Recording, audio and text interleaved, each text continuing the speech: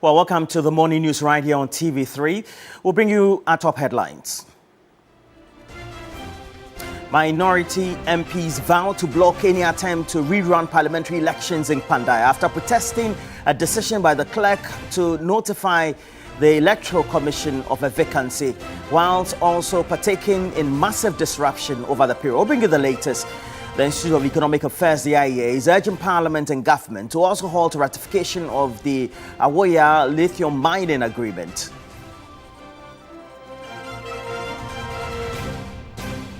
In this edition, we'll also tell you how President John Dramani Mahama is calling on vaccine manufacturers to partner with African government and institutions to build vaccine production hubs on the continent.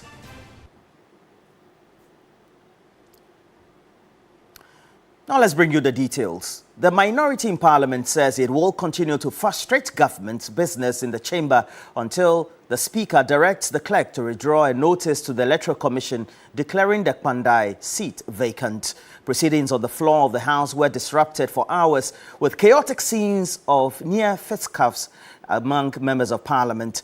The MPP MPs vowed to disallow any attempt to cause a rerun in the constituency.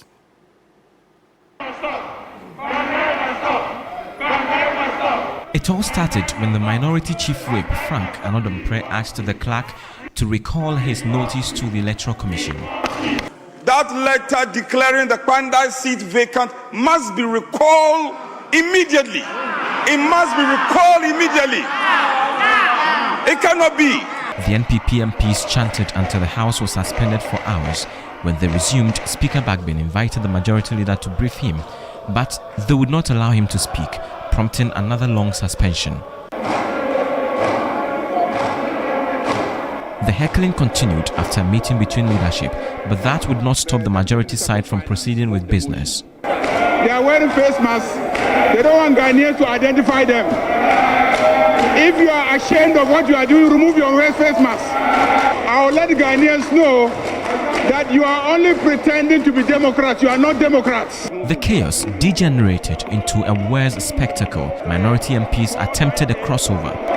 For the year 2026, I so move. Thank you. Speaker Bagbin defied his ruling on the matter. I believe the office of the official reports would have captured what the majority leader commented upon. I will have to, in the circumstances that we are in today, have access to what has been captured by the official reports, and I will come to the House to give a ruling in this matter. Minority MPs insist they will not cooperate if the decision is not reversed. We filed those processes at the High Court to stay execution. We applied to Court of Appeal for a review of the decision. Subsequently, we filed the process at the Supreme Court on other writ of certiorari to quash the decision of the court. And so clearly, everything that has to be done to keep the process going has been filed. How come 2 weeks down the line, even the courts have not initiated the processes to hear the matter? For as long as Mr. Speaker has been pressurized to renege on his earlier ruling, cooperation will be withdrawn until that assurance is given that that letter is not genuine. The mace is the symbol of authority to Parliament. So when it is out of where it is, that means that there's no authority of Parliament. And anything that has happened is illegal. It has never happened from 1992. For us on the minority side, we are going to ensure a sustained resistance to this oppressor's rule. We will not fight. We will not throw blows. We will not beat anybody. I can assure you, it is not ending today. But the question then is, to what extent are they going to go with this? Even in the midst of the chaotic scenes, the majority side was still ongoing with the conduct of government business by approving the estimate. And so it leaves that question as to whether their protest, if they should continue this way, would have any biting impact on the conduct of business in the House. Yet another distasteful scene in Parliament, one that is condemned, but the questions remain when the Speaker would be seen cracking the whip to deter his members. Christian Yale, TV3 News, Parliament. Well, outside Parliament, the Paramount Chief of Pandai, Nana Brestia Mokere Atosan II, has criticized a group of his sub-chiefs for declaring their opposition to a parliamentary election rerun in the Pandai constituency. Addressing a rebuttal news conference, the Paramount Chief stressed that traditional authorities have no mandate to challenge a court order regardless of their political stakes in the constituency. A report by Stanley Nibleu.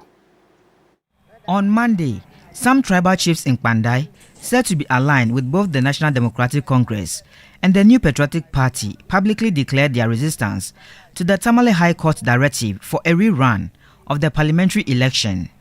The chiefs cited the constituency's volatile political atmosphere as grounds for their opposition, warning that the rerun could escalate tensions.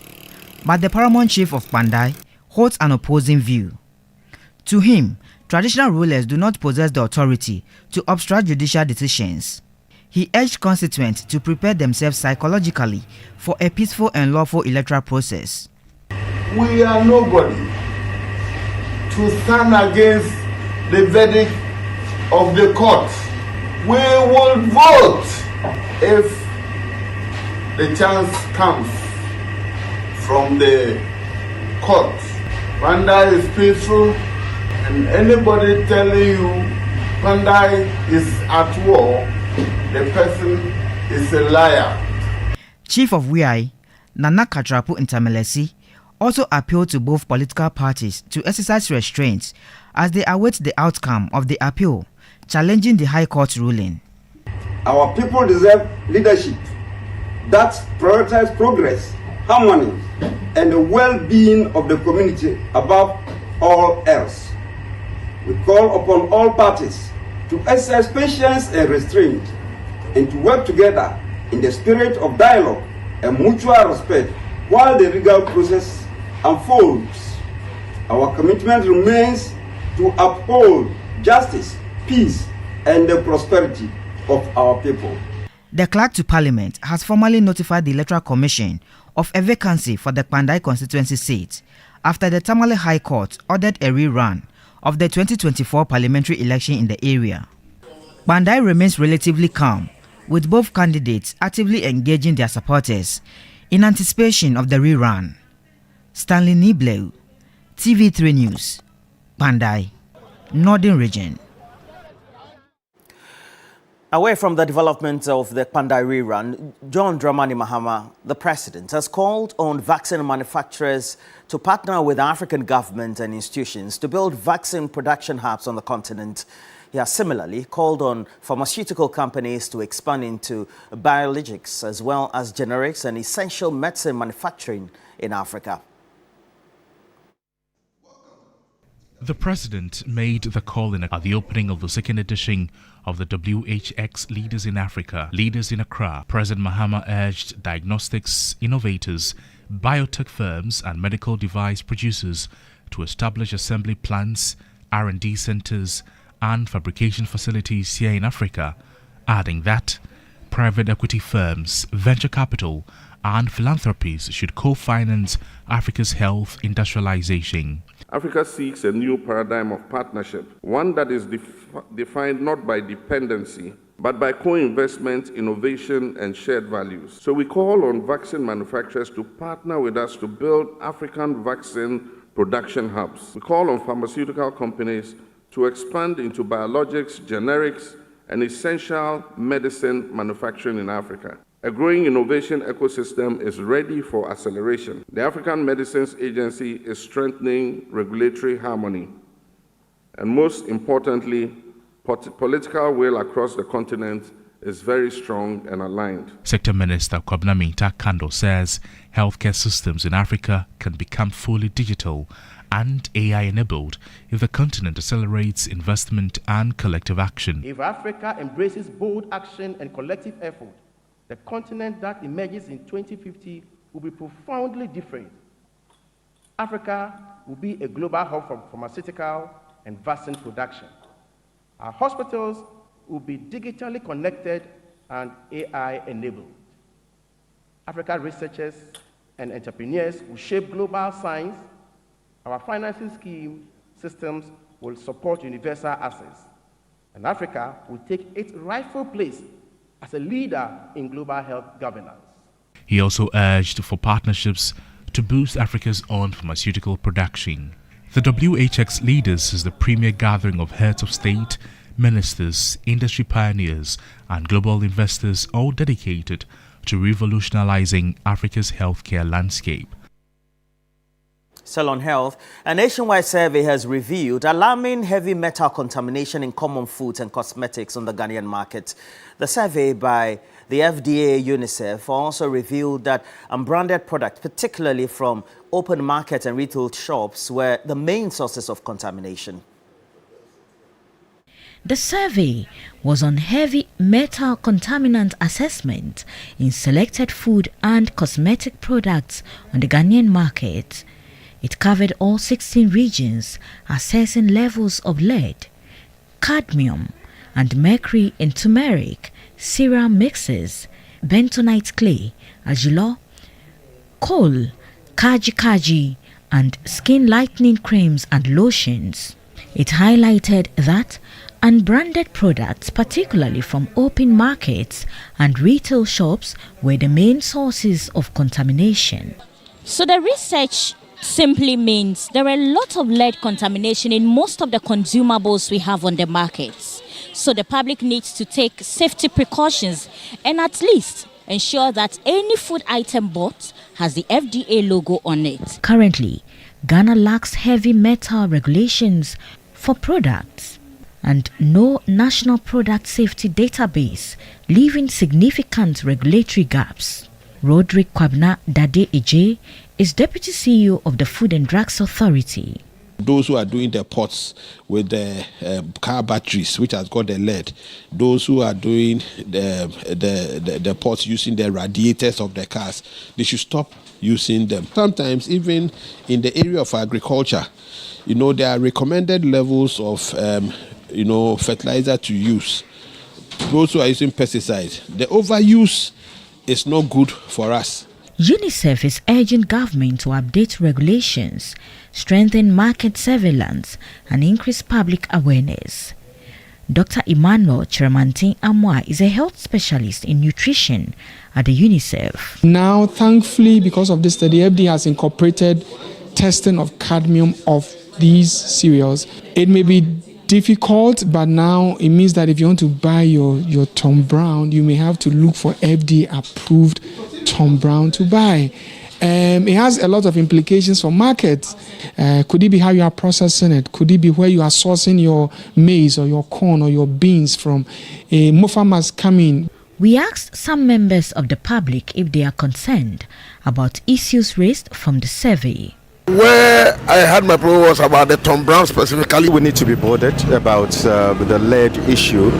Normally they use the ladder and then some parts of the ladder will go. Where does it go? I don't think we should be bothered because we have been with it for years and it's not harming us. We should try to avoid it. Sarah Apenkro, TV3 News, Accra. The Institute of Economic Affairs is also raising strong objections to the Awoya lithium mining agreement, urging Parliament and government to halt its ratification.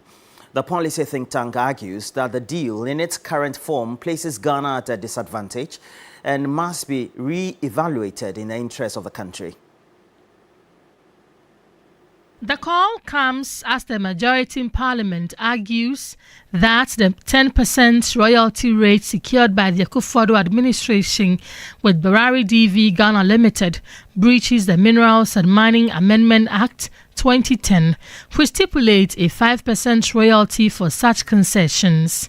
IEA Board Chairman Dr. Charles Mensah says any ratification will give away the country's strategic mineral wealth for far less than its true value. Parliament must therefore halt the ratification of the revised lithium agreement between Ghana and Barari currently before Parliament. Again, I will state it is not in our interest, not in our economic interest, not in our national security interests. This is a critical mineral. It's not like gold, it's rare earth, they call it. You don't find it in every country. If you find it, you have to protect it. For our national security reasons, I think the government should halt this, not renew it. Former Speaker of Parliament, Professor Mike Okwe, called for an immediate shift from the royalties paradigm to equitable benefits. They are also talking about royalties. Oh, in our law is 10%, but it is 5% limit, upper limit. Why at all should we fix an upper limit for any mineral?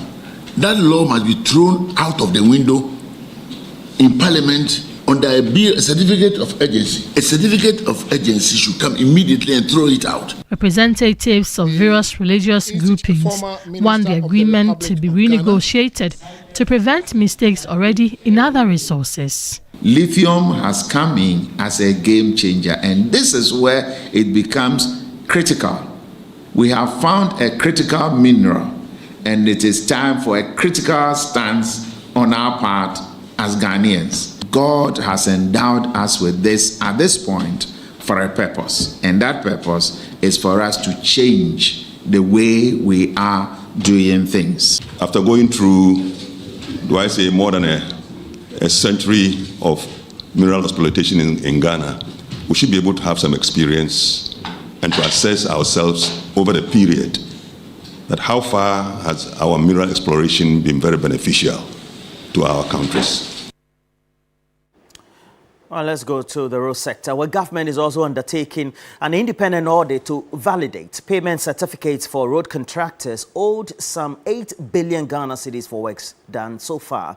At the inauguration of the Road Maintenance Trust Funds Board of Trustees, the sector minister assured contractors they will receive their due compensation in due time. The Roads Minister highlighted that the audit of the certificates raised will be completed this week to allow the first batch of payments to begin. In the past also, because government owes a lot of contractors, what you tend to see is the little accruals that come to the fund. Somehow, contractors we owe go to court, get judgment, and sometimes basically take all the monies that belong to everybody out of the account. An independent audit is currently ongoing to validate the certificates in the bosom of the Road Maintenance Trust Fund. Hopefully sometime this week, the report will be out and the first batch of payments will be made towards retiring part of the 8 billion we owe contractors. Gavin Sabuja warned that government will not countenance any illicit use of funds meant for projects. Allocations for 2025 has already been made and could have been spent before your board took office. Out of prudence, we restrained ourselves and insisted that you must be in place before we spend it. We could have spent it before inaugurating you. So it is not a fund to fix your friends.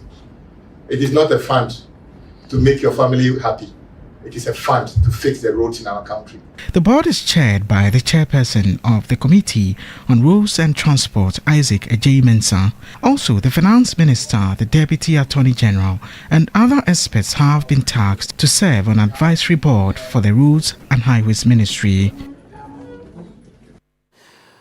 And that's it for the latest news update. Well, you have to make sure you join us for TV3 Newday. It's up next.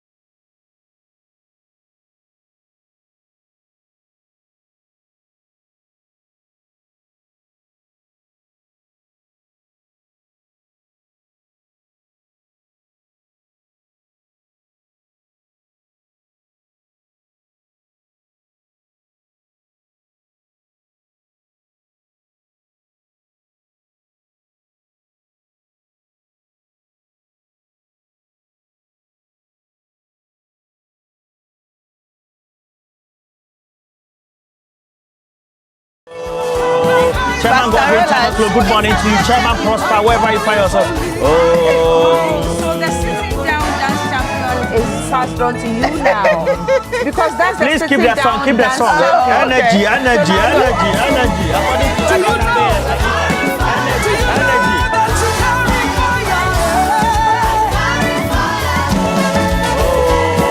We have the parliament show of the chaos. Energy, energy, energy, energy. Tell me what you tell me. Energy, energy, energy. I think we need to bring the NPP, MPC, and then NDC on the set today. Energy, please keep that song, keep that song, keep that song, keep that song, keep that song. Oh, chaos in parliament, chaos in parliament, chaos in parliament.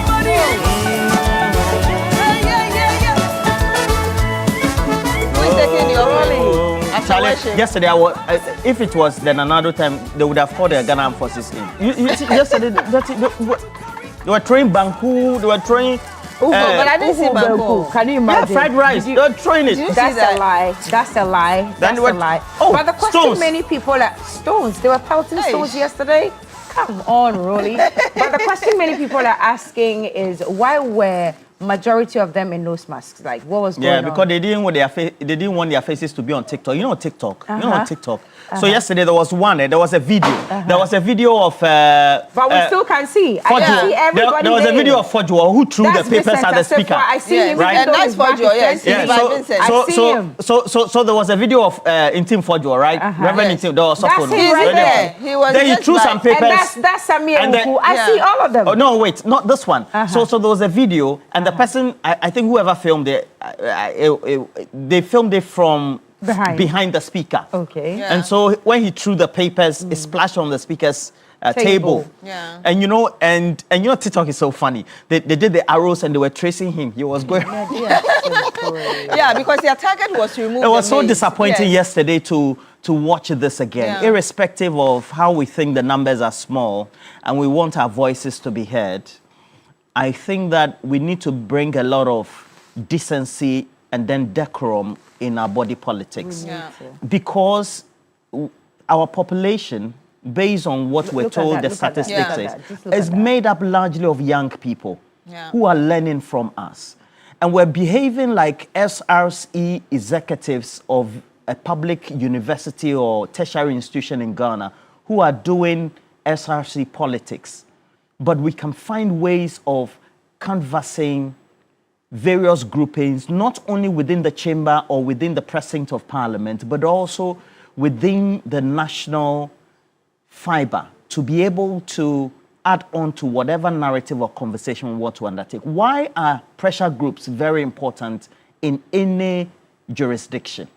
Why are civil society organizations important in any jurisdiction? So you have to make sure you engage them so that you make your points known and heard.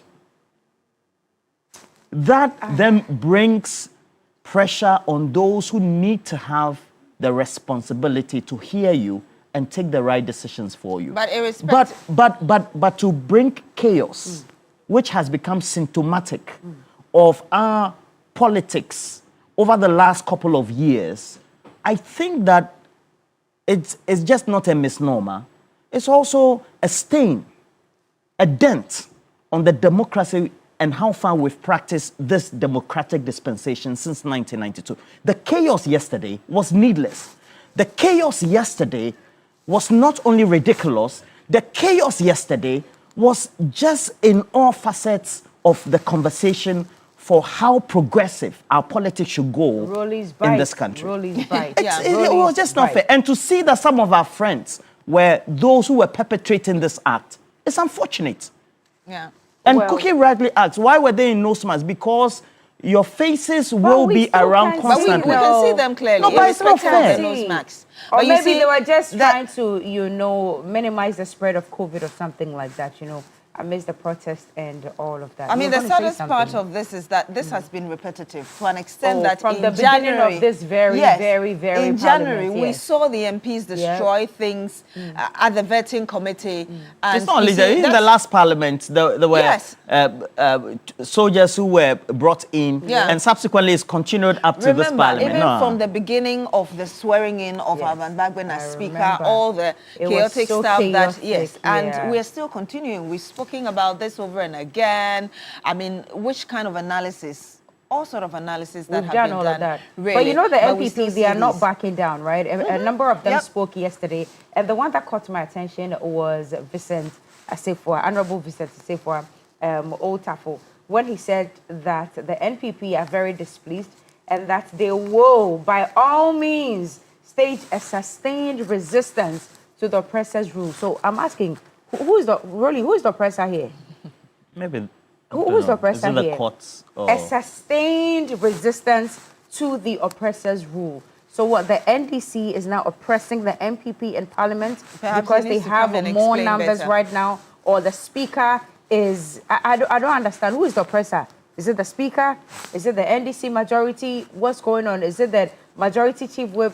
Who is the oppressor in this instance? He needs to come and explain further. But you know, Kojo Opankuma, former Also information spoke, minister, yeah, also yeah. said the same thing, of course, in different words. So it looks like it's a collective decision. You saw Frank Anodompre, who actually led this whole thing, Exactly. also He mentioned read- that, yes. indeed, they were going to Look at ensure Sticker, that look at Sticker, look at Sticker, look at Sticker. Yeah. Where was he going, by the way? You know, they wanted to remove the maize because that's a symbol of the authority But of it was Parliament. displaced, I'm Yes. told, yesterday. It wasn't in Yeah. the same position Yeah. as it's always been. And that is even a disorder on its own Yep. yesterday. Yeah. And, you know, the funny thing, or the interesting, I won't say funny, the interesting thing is that whilst all of this was still taking place, parliamentary business was still going on. They approved The a number of NDC bills. were just approving appropriations and estimates and all of that. Every single business that they intended to run yesterday run alongside this whole chaotic scene. So I'm just asking, was this very necessary yesterday? For me, my other question really has to do with how do we bring these MPs to book? I mean, we can identify their faces. When the items were destroyed Yes. during the vetting, We've asked we and said asked that and asked. some people should be brought to the Privileges Committee. And we still haven't seen anything. So it looks like perhaps indirectly people have been emboldened to continue to do what they think they want to do if they indeed want to disrupt proceedings in Parliament. And we haven't seen the Privileges Committee bite as much as we expected to do. Well, in other news, nurses are also crying in the country. The Graduate Unemployed Nurses and Midwives Association is finalizing arrangements to stage a major demonstration, citing extreme frustration over the government's protracted delay in posting its members. And we are told that they've been sitting at home and waiting for the last 5 years. Did I hear right that there are about 50,000? Yes. Wow.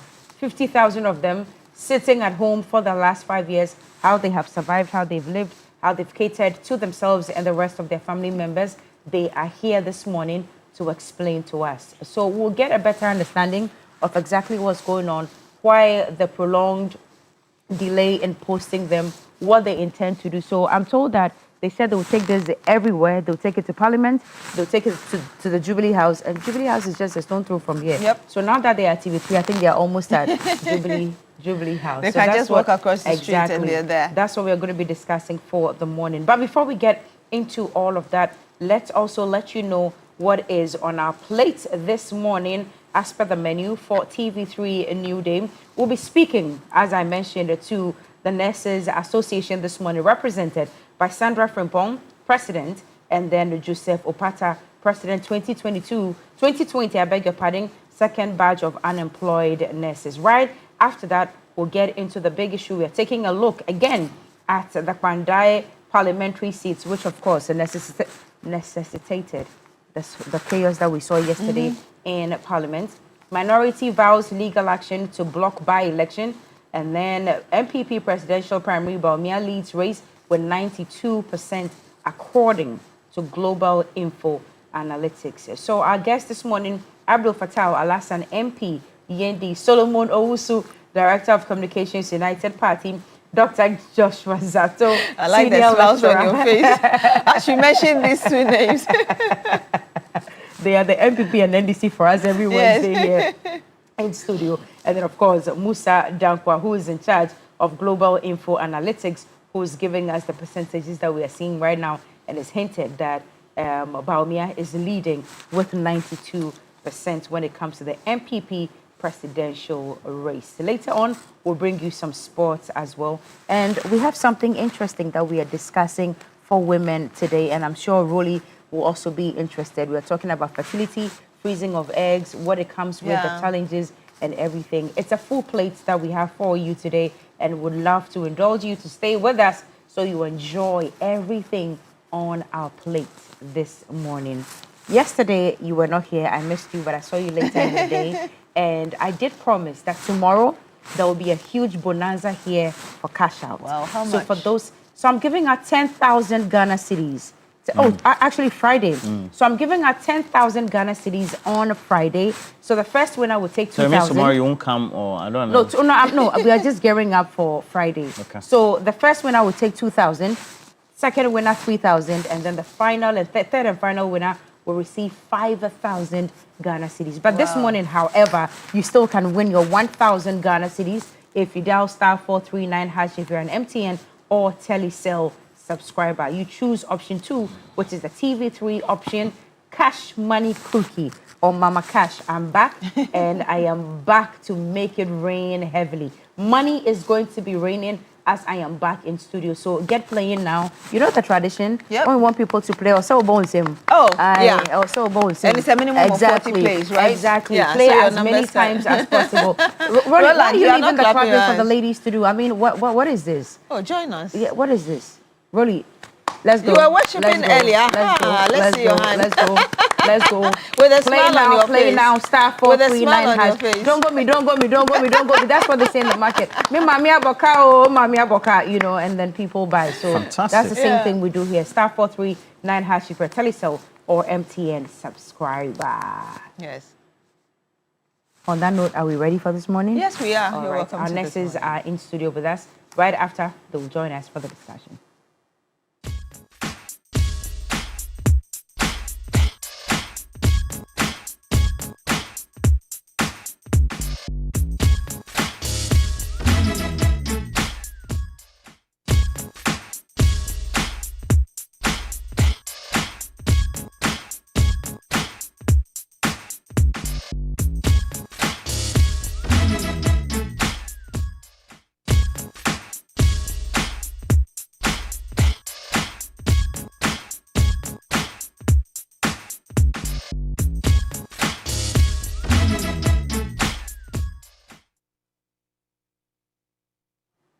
Welcome back. This is TV3 Newday. This is This Morning, and I'm told our first caller is already on the line to give us his thoughts on what transpired yesterday in Parliament. Good morning. Good morning. My name is Isa calling from Bali. All right, let's hear you. Can you hear us? Yes, I said my name is Isa calling from Bali. We got that. Thank you very much for joining us. Can you speak to us now? My sister, what happened yesterday, I would say it's not a good thing yesterday. The member of parliament, I think they always forget that the kids are watching. If your children are watching you doing this, I think, what are you communicating to your children or your conscience? Is bad. And the Speaker of Parliament is older than among all of them. I think they should show him some kind of a respect. What they are doing, I think some of them, people would lose trust on them because you will go for a re-election. So if you are misbehaving in Parliament this way, the next time when you go to your constituency, they'll think that, this our member of parliament is not respecting. This our member of parliament is an arrogant person. You get it? Yeah. So they should be humble. They should be humble so that the youth that is coming, they will learn from the youth. If not, what they are doing is not the best. Some of the constituency are lacking of so many things. but they can't lobby. So if you can't lobby, you are in parliament shouting, I think you don't deserve to go to parliament. Okay. But thanks yesterday, my member of parliament, I can see that he's humble. He was not, doing those kind of barbaric and I don't know how I'll describe the others. It's bad. You shall shame to them. You shall shame to them. Especially those who are doing the act, not entire member of parliament. They should respect the speaker. The speaker is an elder person. And the experience the man had, I think, my sister, if you want to count number of past MPs in parliament, I think that is one of them. So they should respect the man. Did you see the posture of our speaker? He was so humble, he was so relieved, I think, as if nothing is happening. Meanwhile, there were too chaos in the chamber. You shall shame to them. What they did, you shall shame to them. It's bad. Right. It will not help this country. Musa, we thank you for your contribution this morning. Thank you very much. Enjoy the rest of your day. And I'm told Sunny is on the line. Yeah, Sunny is on. Hi, good morning, Sunny. How you doing? Tell us where you're calling us from and what's on your mind. Good morning, madam. I'm calling from Wale. Yes, sir. Yes. I think that what the minority did yesterday was very shameful and very embarrassing. And it doesn't send a good signal to the international community. Because we have been practicing this, our parliamentary democracy, very long time. So they should know that we are not going to allow them, to throw it in waters, in touches. Okay, yes. Hello? So I think that we are not going to allow them, to throw our democracy, out of jail. We are not going to accept that. You see, Parliament has a rules. Do you understand? It has laws. So if you are not satisfied with certain action, what you do is to what? Is to raise it and then allow the speaker to address it. Okay? If you are not satisfied, then you leave.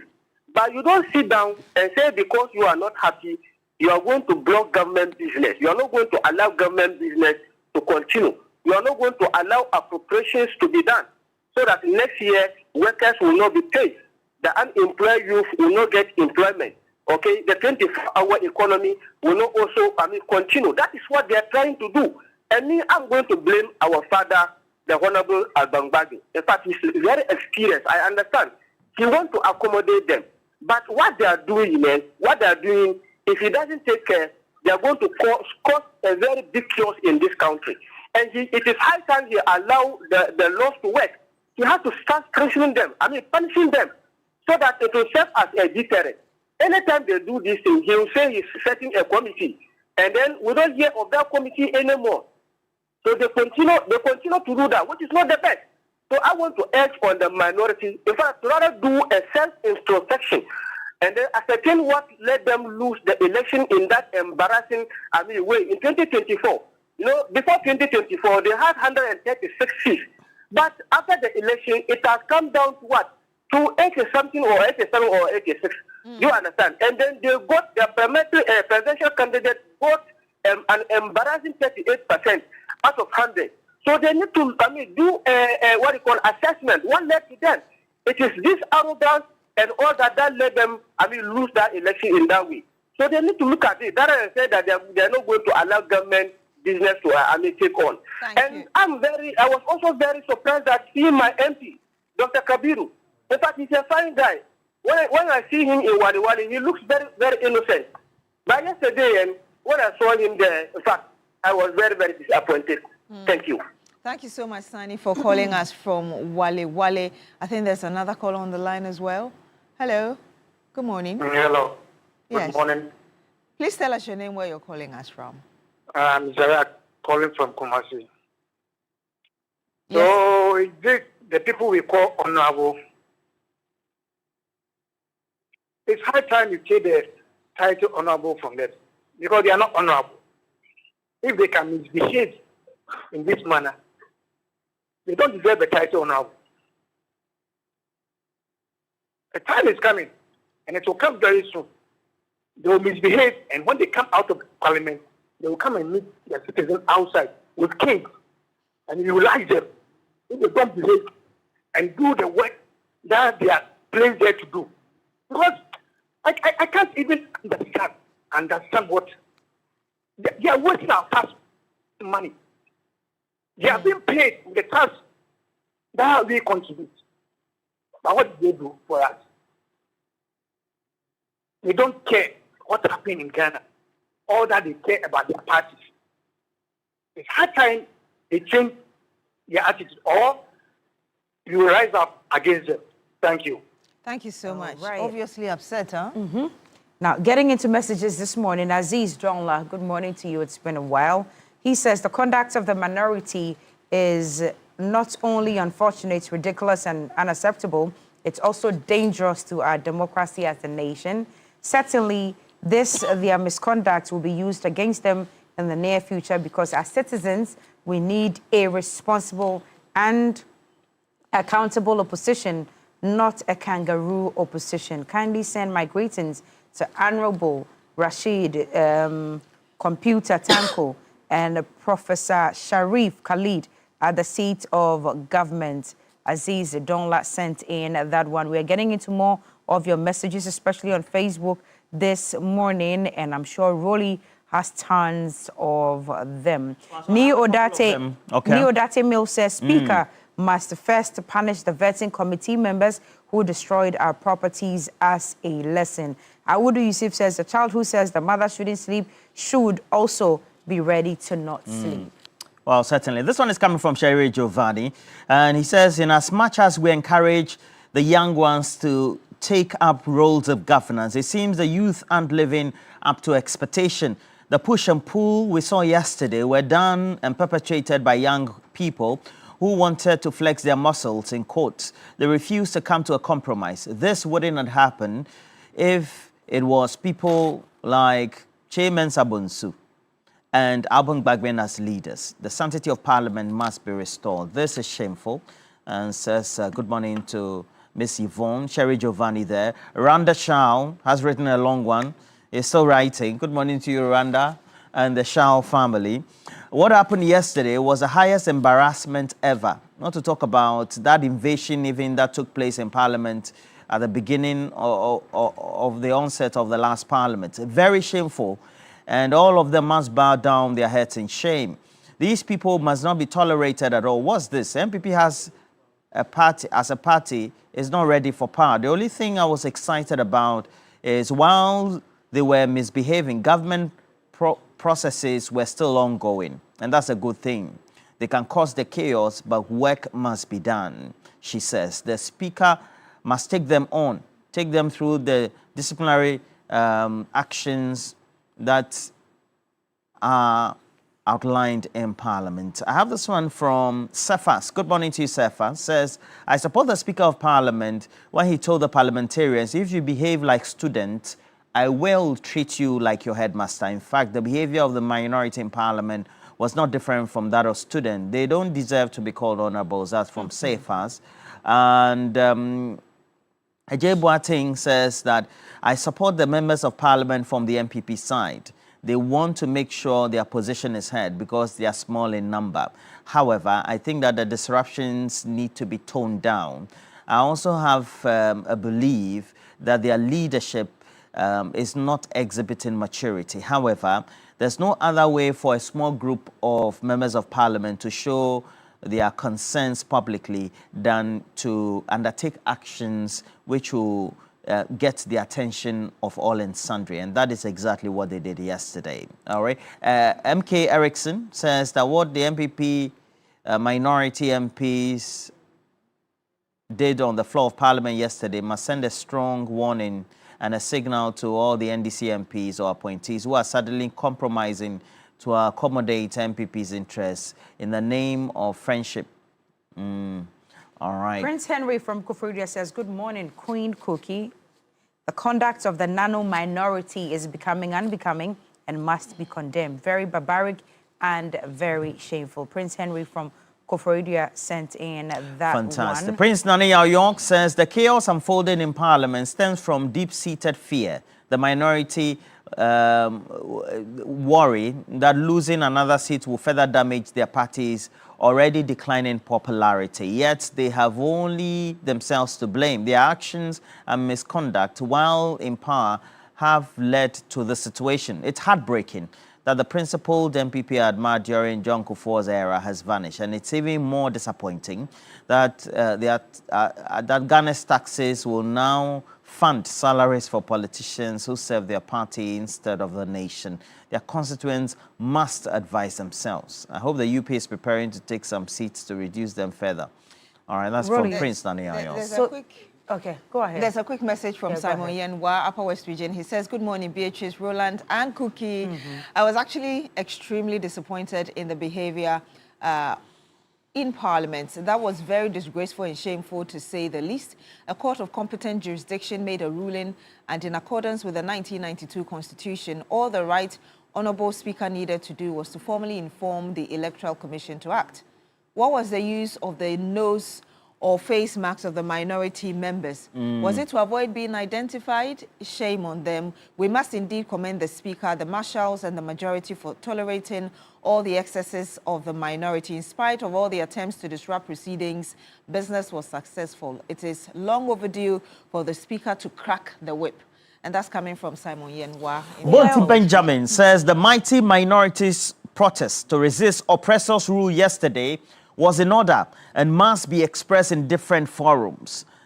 Our democracy must be protected, he concludes. And Kwesi Mensah also says he's watching us in Albany, New York. Good morning, team, he says. And we have many more. David, I see you. Courage, I see you as well. And Kofi Kwating, Amanin Kukro, Philip Abuchi as well. Christian Doku, good morning to you. Lawyer Kakri Samwa is the last one. Lawyer Kakri Samwa, good morning to you.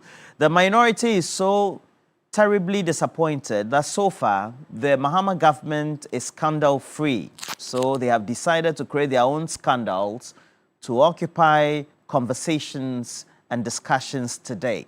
Exactly what you people are doing in the studio. Actions that were undertaken, an affront to the rules of Parliament, getting center stage narratives. And this is where we are as a country. Well, shall we move to the nurses right now? Certainly. And as hinted early on, we did indicate that graduate nurses and midwives are gearing up for a major demonstration. They've cited prolonged delays in posting them or getting employed. It's been 5 years for about 50,000 of them, and they intend to stage this major demonstration so that the government would hear and heed to their plight. They're here in studio with us this morning, but there's a backstory to this discussion. Let's take that when we come back. We'll continue right here in studio. 50,000 members, only a handful managed to gather the National Theatre, the designated convergence point.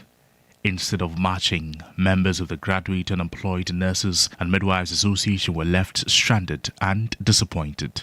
They described an order from above that halted their demonstration, all because of an emergency international event by the Ministry of Health.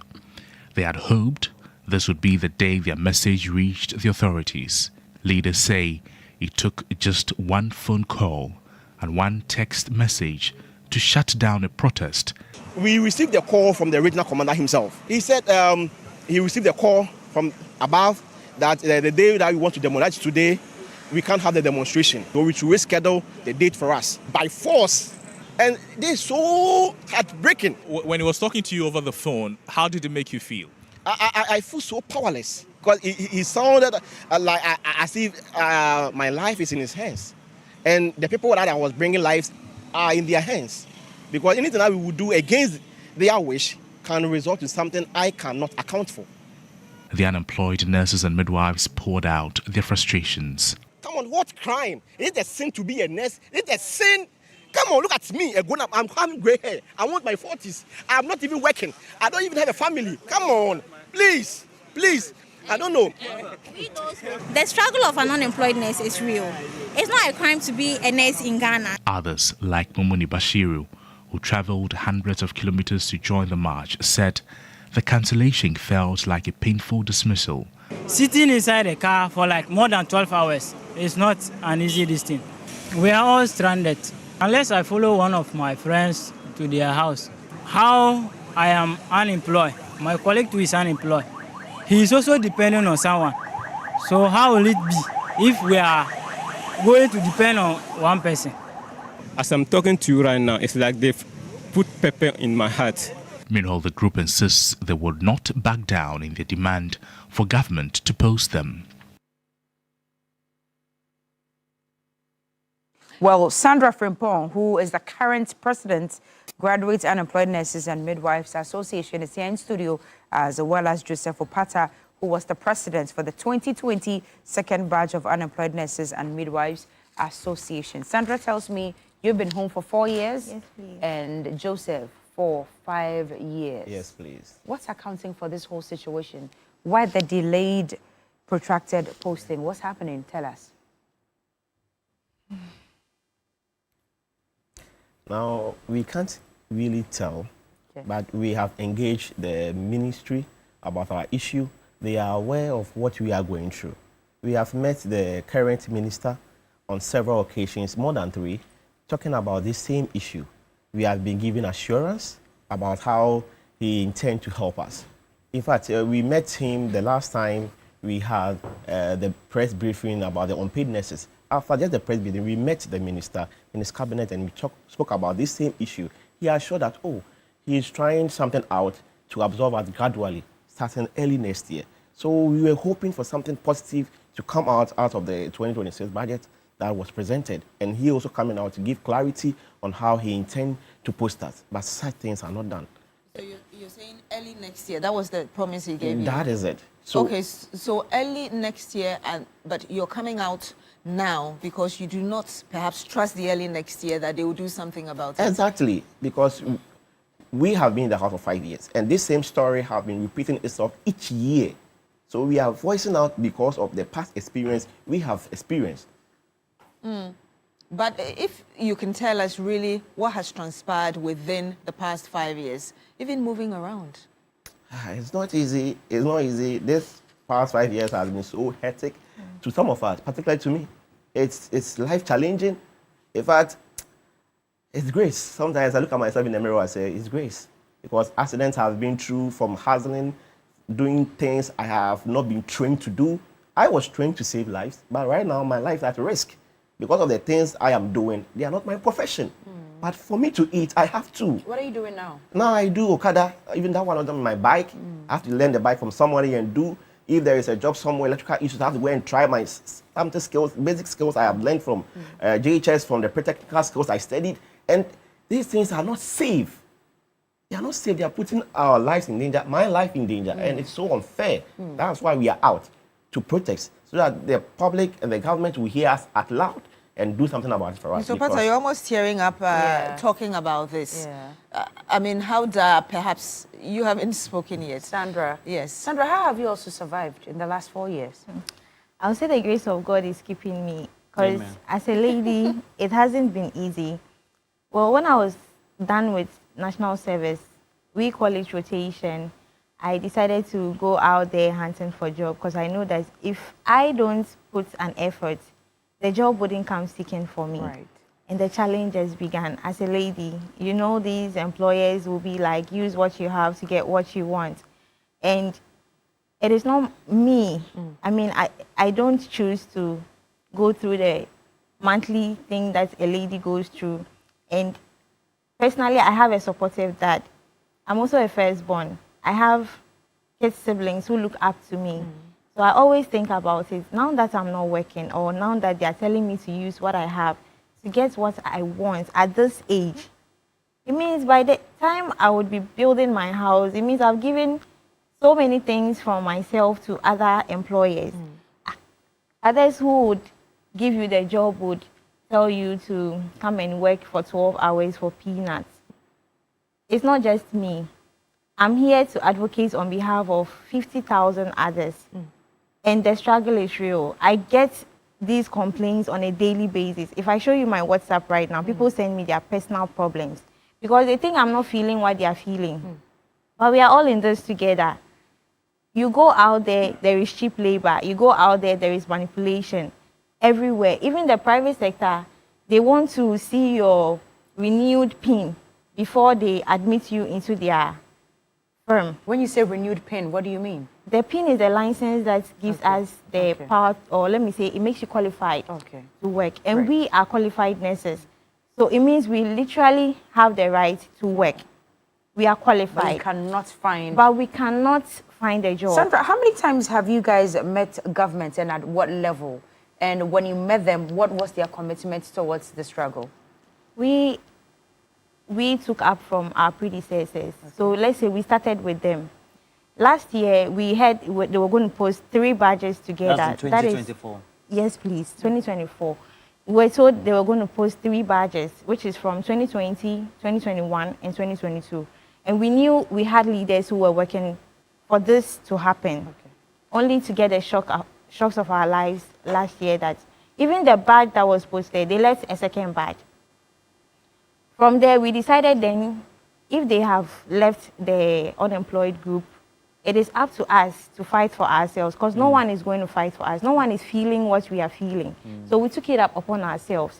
And then we had these predecessors take us through each step. We wanted to demonstrate, because how do you promise us that you are going to post 3 badges, only to post 1? So the frustration was... That's from last year? From last year. Now the conversation about you being in the house, not having been posted since the year 2020, also means that your numbers racked up each year from across the country. Yes, please. And it also means that you're spanning from Kwekwa Jimaimenu to Okoboy to now the current minister yes, as well. Please. So your predecessors, what was the main reason why the engagement didn't come in terms of getting you employed? Thank you so much. With our predecessors, they were advocating for all of us, because at that time our numbers were not up to this current number we're having right now. So it was easy.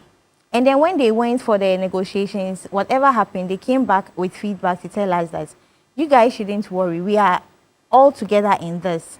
But then government has its own policies. It has what it can take and what it can't. They work within their power. So I feel they posted what they can handle. Yes. But then we had to hear something about the reason why the rest were left out. The frustration was that we wanted to demonstrate from last year. Then we decided to push it to the next year. Let's wait after election. If they are still in power, we continue with what we started. Yeah. If they are not, we start afresh with the new government. Then we started with the letters trying to meet the minister. He gave us the chance to come in. Has the minister met you? What's the reception so far? And then what are you taking his word for it, etc.? This is a question I can't answer vividly. But then I can only tell you the truth as to what happens when we go there. It's just words of assurance. And we've been hearing it over and over. We go and then we have people that we report to. We come and tell them that this is what the minister said. He said we should relax. They just came into power. This and that. We do not understand that you just came into power. We feel it's a continuity. You come and continue where someone stopped. But that is the challenge we are having right now. They all want to start afresh. And it's hurting us. And you are 50,000. Over. It's a big number as well. It's over 50,000. Over 50,000? Yes. Over 50,000. Over 50,000. But have you been able to identify some regions or hospital facilities here in this country where you can fill those gaps? Have you identified any? A lot of them. Oh, there are. And even recently, they said they are transporting nurses out of the country. Okay. We are here to fill the gaps, but then no show. We were given assurance that we were captured in the 2026 budget. Fine, you can't read everything to the public for us to hear. So you call us as leaders aside and tell us that we couldn't say this because of this, and that. We are trying to get a meeting. It's difficult. You meet us and it's relax. We said 2026. We have to hear something before 2026 so that when we enter into 2026, we know where we are starting from. Right. We know that you said you recruit, at least give us a quota. We know you can't assume, take all of us into, yes. But then there should be a strategy. Work with we, the leaders. Let us be able to communicate to our people because they think we are not working. Reason why yesterday's demonstration couldn't come off, they are even thinking we're tipped off not to hold this demonstration. But we are working because we are all in this together. I feel what my other colleagues are feeling. I even feel it more because I have a bigger responsibility at home. Right. That is it. What's the way forward, Joseph? Now we are pleading. We are pleading. Seriously, we are pleading with the government to step in for us. If they don't, what would happen? We will continue to protest. We will do it more intense, because that's the only way. Because we feel frustrated, confused. In fact, I don't know the type of word to use to describe what we are going through. Psychological issues, because if there are no clear directives, you wouldn't know what to do with your life. Look at me. We are aging up. We have people who are unemployed who are 40 years. These people are growing older. When are they due to be employed? And that's a challenge, that's the question. Joseph, let me not cut you. Just recently in our platforms, a certain lady came into my DM. She was crying, speaking, saying that she's 35 years and above. I mean, she's still growing. Each day adds up to her age. She was crying that when are they going to recruit us? I saw her, I wish I knew. She said she's aging up. She doesn't have a job. She doesn't even know when she would start working to make money, to save something for her future. And she keeps aging. We have this pension thingy that we do for all nurses and all that. We don't know our future when it comes to that. Because you have to work for a number of years to qualify for some of these things. And then we've wasted most of it at home. I wanted to take you back a little bit to the question Cookie asked earlier about the regions and whether or not you have identified facilities. You said no show. What does that mean? They are not willing to take you? You see, government has to approve. There is a way, I mean, there's a systematic way of employment. So when you it comes just to cannot get government. up and just go? No, Okay. we can get up and go when it comes to the private sector. Right. And that is where I was saying the challenge of working The 12 pin. hours, working 12 hours for peanuts. Even with this pin, we renew it every year. Right. We've been home for so many years. We are not working. We are expected to renew this pin before we can even get into the private sector. Where do we get the money to? And you renew this pin? annually. How much is it to renew, to get... Currently, there is no fixed price. Okay. Everybody charges what they want. Oh, wow. Yes, Oh. please. But then It's we take not regulated? courses. We take Because courses. if it's regulated, are you it sure it's must not be... regulated? It's It must be- regulated. We have to take some courses called the CPD courses Okay. before you can get some points to renew your PIN. Right. Yes, But please. averagely, how much is it? Between how much and what's the What's the average range? month? Yes. 1,500 Ghana? Let me see if it ranges within 50 and 100 Ghana 50 and cedis. 100 Ghana. Okay. But yesterday, Joseph, you guys were stopped from staging the demonstration. Yes. And you just said that you keep just demonstrating and demonstrating, but you are being stopped. So how do you expect to propagate this gospel? Okay, so the issue about yesterday's issue, I want to say this on a record. That was so unfair. Very unfair. What happened? Why were you stopped? Okay, before we go for demonstration, we all know that we have to write a letter to the regional police commander to seek approval on the day that you want to demonstrate. We did just that. How many clear days did you do that? You know you have to give them some time. More than- I think it's between 5 to 7 days or so, notice or so. We went to the office around 25th of November last month. Okay. And we had a meeting, we discussed. And the date that we were suggesting was not convenient for his operations. Right. So with his team, they discussed and said, oh, we should then choose the 9th of December. That was yesterday. And we all agreed. Literally, we agreed. And we started hyping the demonstration, letting our people understand the need for us to demonstrate. Just a day before the demonstration, around 5 p.m., on Monday, 5 p.m., a text message came, followed by a call that we can't hold a demonstration. We have to reschedule. Whilst our people were from the northern region, were already in the bus coming. Those from Wa were coming, Bolaga were coming. How? So unfair. So unfair. Sandra and Joseph, Honorable Minta Akando is watching this morning. The Parliamentary Select Committee on Health is also watching.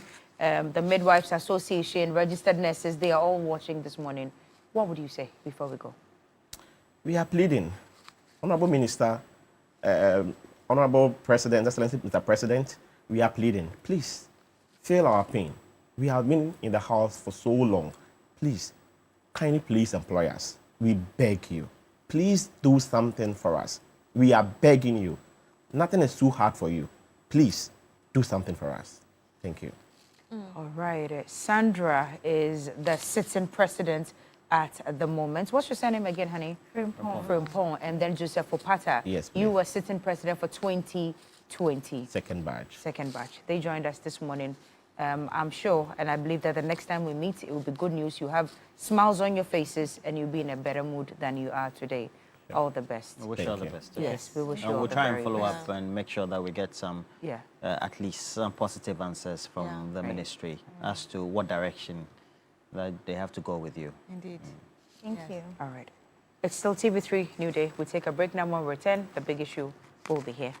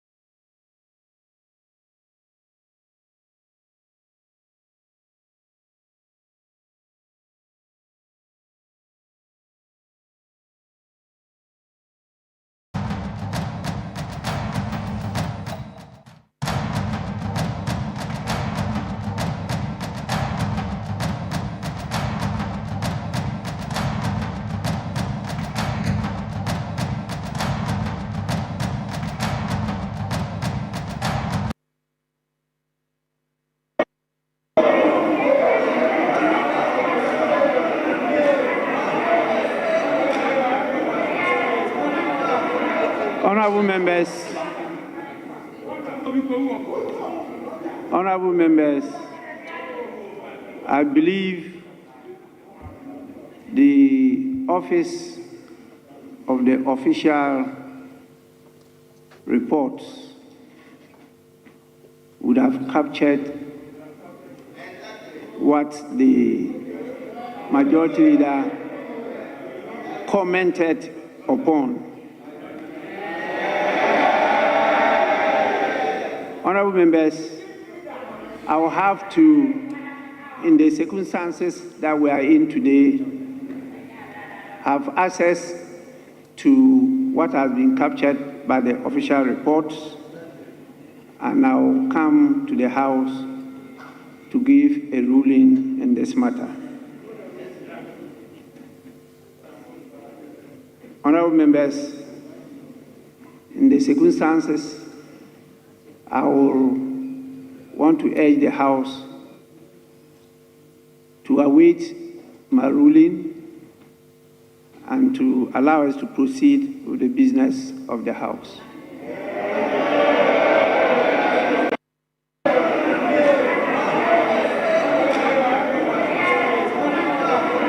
Honorable members, I believe the office of the official reports would have captured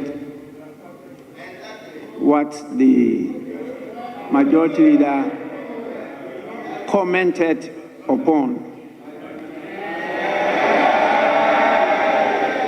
Honorable members, I will have to, in the circumstances that we are in today, have access to what has been captured by the official reports, and I will come to the House to give a ruling in this matter. Honorable members, in the circumstances, I will want to urge the House to await my ruling and to allow us to proceed with the business of the House.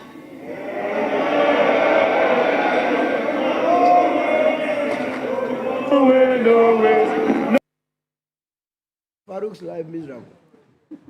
Well, so this is what transpired in Parliament, and all of you know what happened. It's been trending since.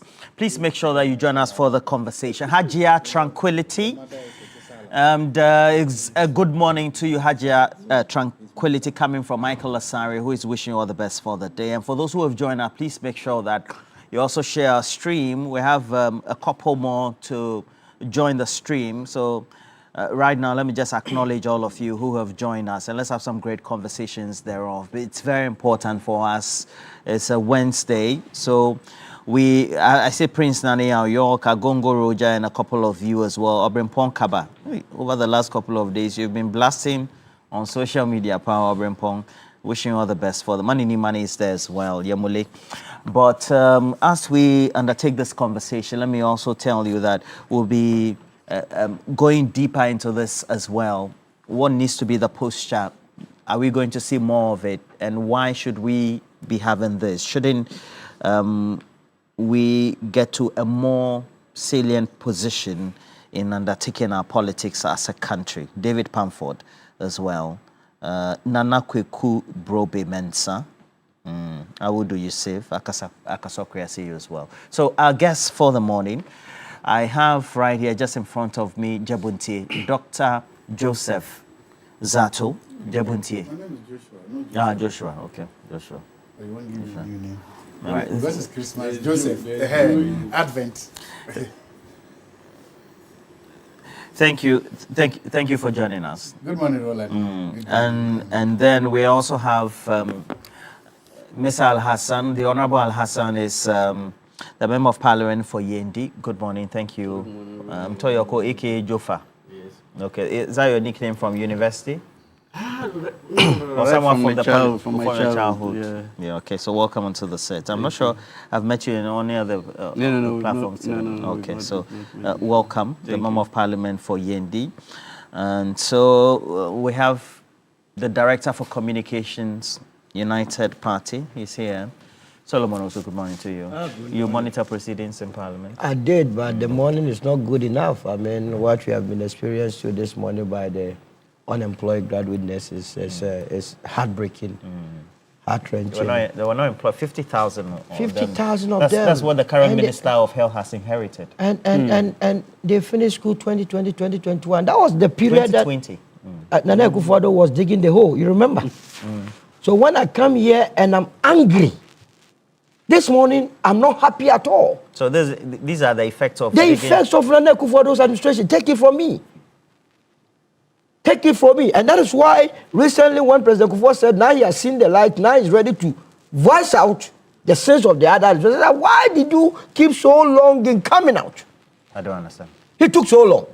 President Akufo. If he had spoken earlier enough, all these Sandra Frimpong and then Joseph Opata and the likes would have gotten jobs. He would have saved the nation by preventing them in investing in homes, in investing in SML, in investing in BDS, in investing in all manner of... To look at what happened at the National Service. We asked them to go to school.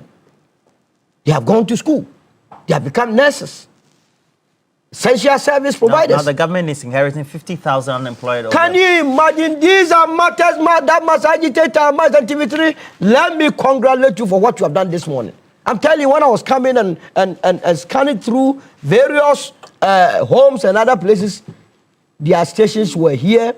They were listening with rapt attention. Those students in schools who are also pursuing nursing programs, their hearts are bleaking and bleaching and bleeding because they don't know what the future holds for them. These are the issues that the country must confront. But I want to entreat this administration to be serious with them. They have to go heaven and earth and turn things around and get them absorbed into the system so that they can work. The 50,000 that Akando has inherited. The problem is that they have left it. That is why we keep saying that when the Ghanaian is voting, they must look at the caliber of people they vote for. If this administration cannot... Because they passed through Kwaku Agyeman-Menu. Agyeman-Menu has gone bananas. You have gone to mention his name. The man said he was not thinking straight. When COVID rose, how was he going to employ? How was he going to employ these people when he himself had told us that he was not thinking straight? Your Minister of Health, who is supposed to be healthy and be leading this country into redemption, said he was not thinking straight. So how was he going to find a way by way of policy to get all these people employed? That's the problem you have been confronted with as a nation. So it's a sad morning. It's a Black Wednesday, and I am not happy. But I can only wish them well and hope that if this administration is unable to do it, the United Party under the able leadership of Mr. Lanchemanti will do it. And mind you, next week on the 16th of December, I'm inviting you and TV3. The journey to the redemption of the African continent will begin. There will be an African summit here that will be spearheaded by Mr. Lanchemanti. It's not about talk.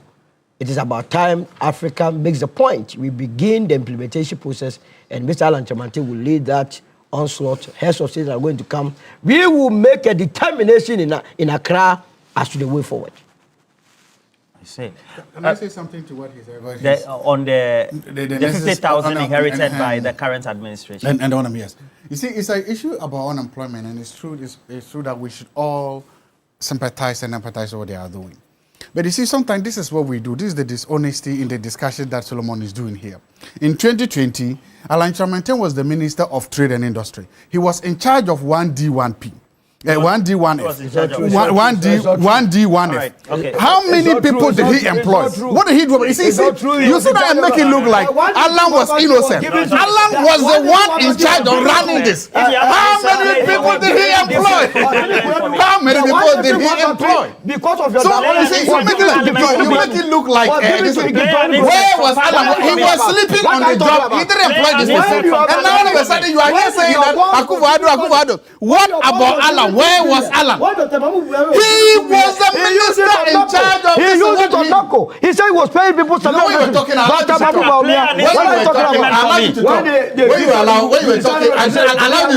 so Alan was in charge of 1 hours. We filed those processes at the High Court to stay execution. We applied to Court of Appeal for a review of the decision. We also repeated the application for stay at the High Court. Subsequently, we filed the process at the Supreme Court on the other writ of certiorari to quash the decision of the court. And so clearly, everything that has to be done to keep the process going has been filed. How come 2 weeks down the line, even the courts have not initiated the processes to hear the matter? And that for me is worrying, because we all talk about expeditious adjudication of matters, particularly when it comes to petitions of elections. And then importantly, when there's a sitting member of parliament who is supposed to represent the good people of Pandai. And so in this determination, it means that the Pandai people are being denied access to a member of parliament to fight for their needs. Honorable Hassan, so you were in the House. I was. How did this degenerates into the scenes that we saw yesterday? Well, I can only tell you what I saw or what happened within the chamber. I think we walked in, proceedings started, I think, immediately after 12. And then usually we start with the prayer. Then when the prayer was said and business was about to start, then the Minority Chief Whip, Honorable Dompre, got up and said he had an urgent statement to make and that he was praying for a variation of the business for the day to allow him to make the statement. Well, that was granted him. And the statement was to the effect that the majority took a strong position against the decision by the Clerk of Parliament, and if you like, by extension, the Speaker of Parliament, to notify the EC of the vacancy that had occurred. Because according to them, there was an appeal pending and that there was a stay process that was also pending. And so, to their understanding, everything should have been stayed until at least the stay proceedings was heard. And so they didn't take, they felt, no, they would also allow government business to be conducted. You know, we had serious businesses yesterday. We had a number of papers to be laid in view of the estimates from the budget that was presented, the sectorial estimates. And so they said they would not give a badge. We did everything. The speaker, the one who was presiding at the time was the first deputy speaker. He did everything he could. That was Bernard Anyafo. He did everything he could, and it was not working. So he had to suspend sitting for some time, and then later we had speaker himself coming in. Still, it was the same thing. And even degenerated. Speaker also had to suspend sitting. But government business also had to be conducted, because remember, budget approval also goes with timelines. And the Parliament also has a session. We needed to finish it within a specified timeline. And so it became very nasty, really, really nasty, because at some point they had to even move. They moved from their seats. And and usually... They came towards your side of the aisle. They came to the middle, and then they went all the way to the maze. And the maze is the authority of Parliament. In fact, anything, you can do anything in Parliament, but you don't get closer to the maze, because that is the symbol of authority of Parliament. Once the maze is taken away, then there's no Parliament. And so if you realize, at some point, the marshal had to position themselves. There were two of them positioned just by the maze, because the maze symbolizes a lot. But the whole thing degenerated, but thank God, you see, even in the midst of all that, government business was carried out. Yes. So why was that decision made then? That irrespective of the chaos that the minority was undertaking or perpetrating, you still went ahead. I saw the majority leader also. You see, we didn't want to give blessing to that action. The posture. Yes. You see, we have rules that govern our procedure. And if you are aggrieved by anything, there are ways to come by it. One was the statement you asked for leave to make, which was granted you. So you made that statement. And you see, if you make a statement like that, the other side must be given the chance to respond. Now you make the statement, and you are saying that you will not sit down and allow the majority side to respond. Then where lies the democracy we practice here? In fact, even in court, you say you are in court. You are in court because you want to be heard. You understand? If you want to be heard, then that right you have to be heard, you should also understand that the other party equally has the right to be heard. And so you get up and make a statement. And you are saying that the other side should not be allowed to make a statement. So that was where the problem came. And so Speaker had no choice because Speaker had to go by the rules. Speaker cannot also jettison the rules simply because you are saying that should not be done. Otherwise, tomorrow, anybody can get up and circumvent or subvert the rules of Parliament by just being chaotic. And so in the midst of the chaos, we still found ways to do business. In fact, the first thing that was done was to allow the majority leader to respond to what had been, the statement that had been made by the minority chief whip. And then after he made that, they resumed straight into the business. And that was when it became chaotic. In fact, the main objective of yesterday, their action, was just to frustrate government business. And that they will want to make their case, but the other side should not be allowed to make any case of theirs. And that, as far as they are concerned, no government business will be conducted. And we still had to find a way to do it. And in the end, Roland, we were able to execute whatever agenda. In fact, we even did it in a faster way than we would have normally done it. You know, usually when those papers are laid, their comments are allowed. It generates some debates. So every sector, for instance, Trade Ministry will have to lay its estimates, the report from the committee, and then members are allowed to debate, bring out all the issues. You see, Ghanaians were deprived of this opportunity. Because so as we speak, yesterday, in fact, Trade Ministry was dealt with, tourism was dealt with, communication was dealt with, youth and sport. So you were able to virtually... We did all those things. And the Ghanaian public were deprived of the opportunity to know what was contained in these estimates. And see, so but for their actions, Ghanaians would have known what is it in the budget of the Ministry for Trade that they should be aware of. You understand? And that is, they will point out, once a party brings a budget, a government brings a budget to Parliament, it is the other side that can bring out the ills in the budget. You understand? And let the public know about it.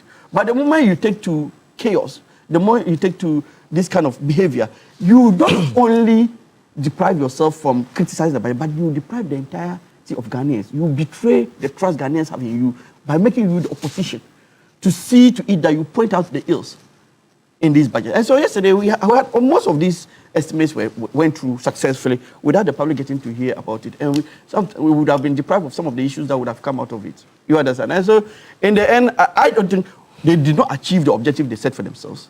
They only ended up making our parliament look even bad in the eye of the public. In fact, we look at this. We almost, blows were almost being exchanged.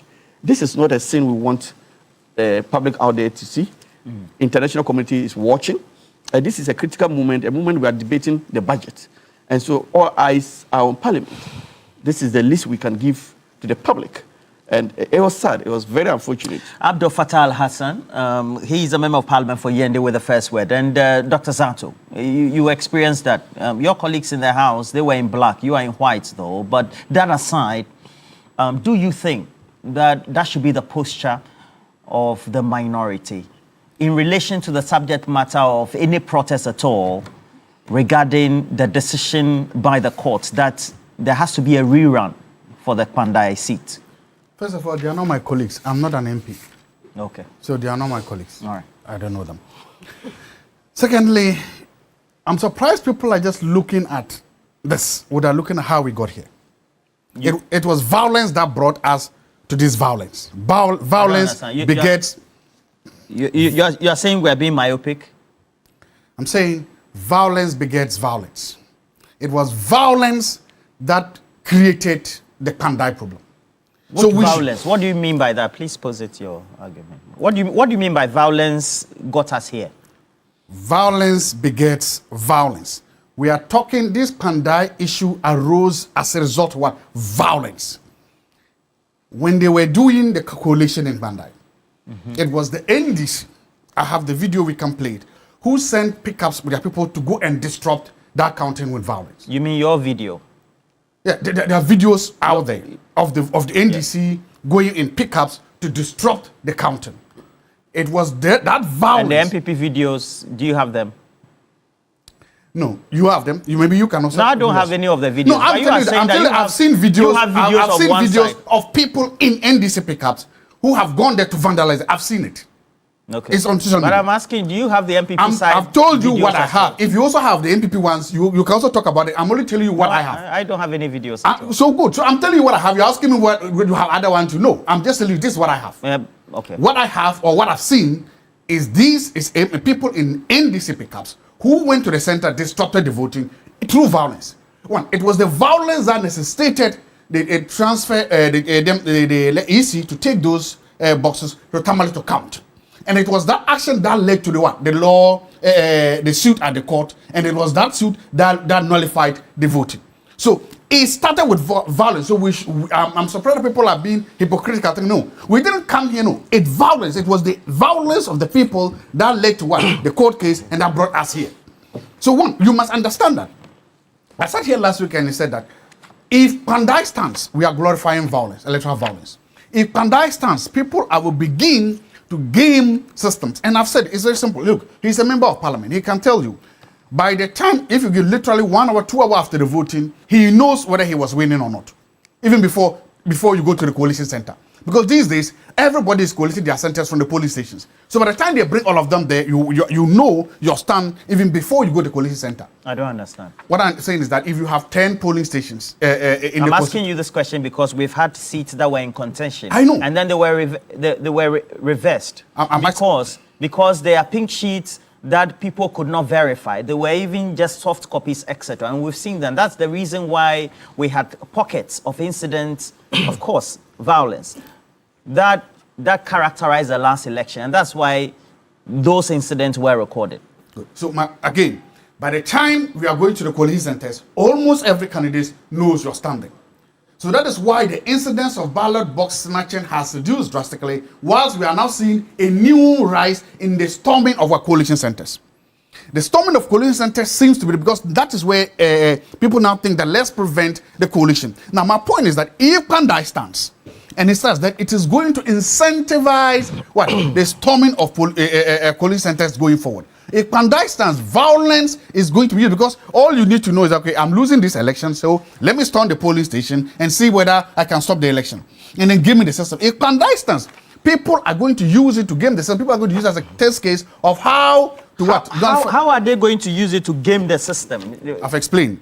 They will simply know, losing candidates will just know, okay, if I'm able to disrupt the coalition and make sure that materials are destroyed, then it may go to an election. If it goes to an election 50-50. You mean a rerun? A rerun. If it's going to be 50-50. Now, that's what I'm saying, that we have to make sure that Pandai doesn't become the standard for that. Even if both political parties have used it, if the MPP has used it in the past, if the NDC has used it in the past, it's about time we begin to say, no, we should not make violence win. If Pandai stands, violence has win. If Pandai stands, hooliganism has win. If Pandai stands, party vigilantism has won. We should stop that so that we are able to have a system, the will of the people done. Secondly, I believe that Parliament should have or could have handled this way better. Because the minority in Parliament seems to be of the view that there is a rush or there's a hurry to declare the seat and declare a re-election. The majority seems to think that they are only just doing or implementing the law. I think there's a middle ground somewhere. And some of these middle grounds are not things that you have to discuss on the floor of Parliament or even the Parliament. Parliament sits, is it in the evening or in the afternoons? In the afternoons. So the whole period from the morning to afternoon provided an avenue for cooler heads to emerge, for cooler heads to state and say, look, what are we going to do about this? Because see, the moment you should have known, or you ought to have known, that the moment the clerk sends a letter, there were going to be reactions. You ought to know, should have known that the moment the clerk sends a letter saying that you are declaring this, and especially... But the clerk has been communicated to. And within the standing orders of Parliament, if Parliament is notified through the office of the Speaker, the Speaker has the discretion to act based on that standing. I'm not questioning that. I'm only saying that... But you are saying that the action that has been taken is creating a problem. All I'm saying is that you ought to have known that the moment you send that letter, it was going to create some problems. You ought to have anticipated it. Anticipating means that you could have then used methods, processes. Before even the House convenes, leadership could have started meeting with the clerk, meeting with the Speaker to try to find an amicable solution before you go to the floor. This is a failure of leadership in both sides of the House. The fact that you carried this issue to the floor, now on the floor, it was not only law, it was also emotions, and that is why we saw the chaos. This chaos could have been prevented if the leadership had done a good job of mediating, of talking, and of having these things done. I am beginning to understand that and try to see that, look, this parliament is not going to go smooth as possible. Even when we had 50-50 house, it went a little bit smooth. And even when we had a majority, it's going to be smoother. Ghanaians now have an opportunity to ask themselves some very important questions. We've had parliaments where the governing party has had a majority, let me say a ruling majority, but not overwhelming majority. We criticized those parliaments. We said they were rubber stamps. God has been good to us. We've had a split parliament in the last parliament.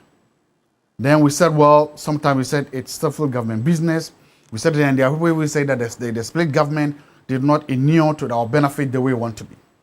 Now we have another extreme parliament where we have over 2/3 with the government. At the end of the day, I think Ghanaians are going to ask themselves, which model better serves us? At the end of the day, governance is going to ask ourselves, how did we get here and which one of them? Because I believe that when you have too much power, and that power corrupts, and absolute power will always corrupt. And that's my belief that we ought to find a good balance to give a ruling government a majority in parliament, a ruling majority in parliament. But then we also have to find ourselves, how do we make sure that the opposition or the minority doesn't feel bullied, doesn't feel intimidated, doesn't feel harassed? Because the current opposition, the current minority is making it very clear. Our numbers are small, but we shall not be bullied, we shall not be intimidated, we shall not be harassed. Okay, so your numbers are small. Does it then make you draw the conclusion that it's the fault of the majority?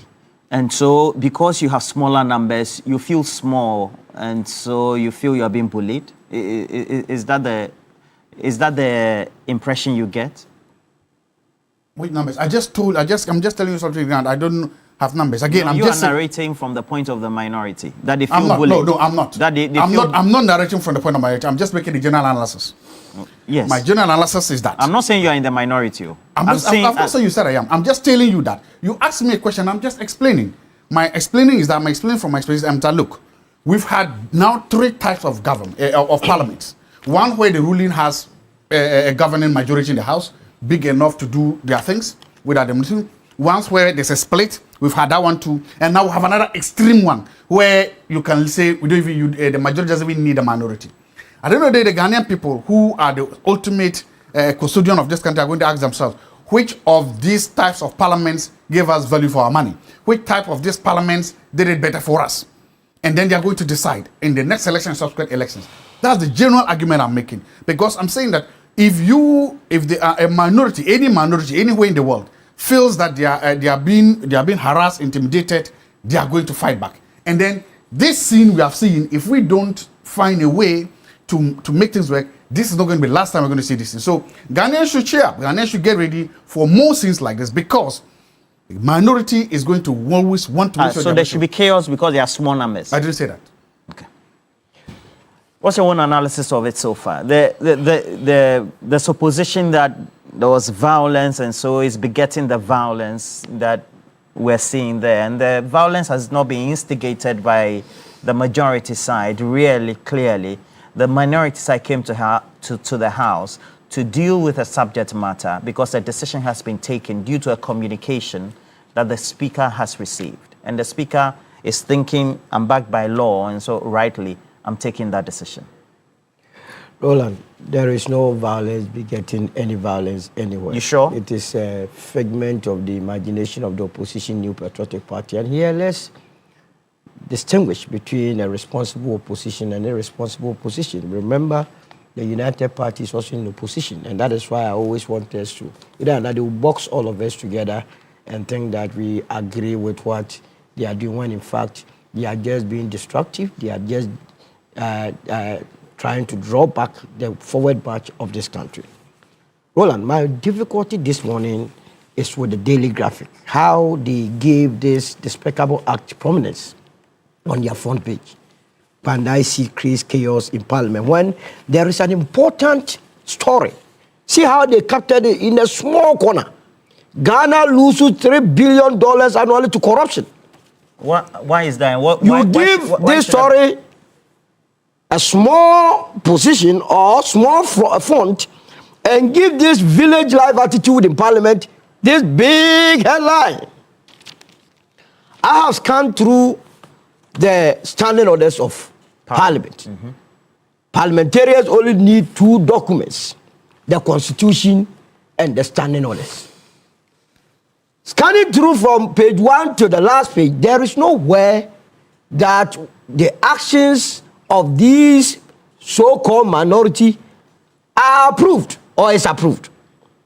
So what rule, based on what rule or standing order or constitutional provision did they do what they did?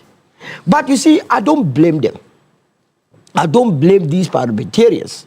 But I blame 2 set of people in this country for what they did. Who are the people? I blame the voters who queued at dawn, and in spite of the fact that Article 42 says that the Electoral Commission must register people with sound mind. And this is what the Constitution is saying. Article 42. You have your Constitution, go there, let's see.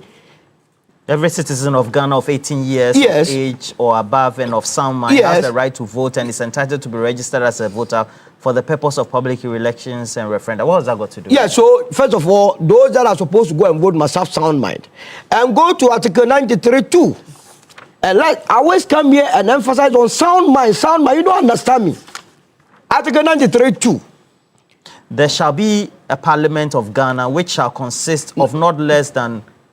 No, go to 94, 94(2), 94(2), please, 94. 94(2). Yes. Okay. Subject to the provisions of this article, a person shall not be qualified to be a member of parliament if he... A and B. Read the B for me. 94(2). Yes, 94(2)B. If he has been adjudged or otherwise declared bankrupt under any law in force in Ghana. And the second one? To be of sound... To be of what? Mind. On sound. You cannot be... To be of an unsound mind. If you cannot be in parliament, if you have unsound mind. Did I write the constitution for this country? No, what do you mean? What's the correlation between the chaos in parliament and your argument? To be of sound mind means you must cooperate, behave within the confines of the standing orders of parliament. Oh, Solo. And the constitution. So anything you do outside the standing orders of parliament makes you behave as someone of unsound mind. And the constitution says that that person must not be in parliament. So what TV3 is supposed to do is to project the list, all the faces of the minority MPs that took part in this despicable act, and so that Ghanaians in the next election will do us the greatest honor by voting all of them out. Because they know it's a despicable act. You saw them putting on face masks. Has Ghana not been declared COVID-free? When last did they go to parliament and they were wearing face masks? Oh, Solo. They decided to wear it because they themselves know. And my difficulty is that the few hot-headed ones have been able to push the reasonable ones to also join the fray. And what even annoys me and saddens my heart is that the women have also joined. I saw the women banging. The women from the minority banging. Some of them are known to be very respectable. No, but Solomon, if you're in parliament, all parliaments over the world, there are means There is no parliament. Look, we have serious matters. There are this means morning, of protests. And so, what protest is this?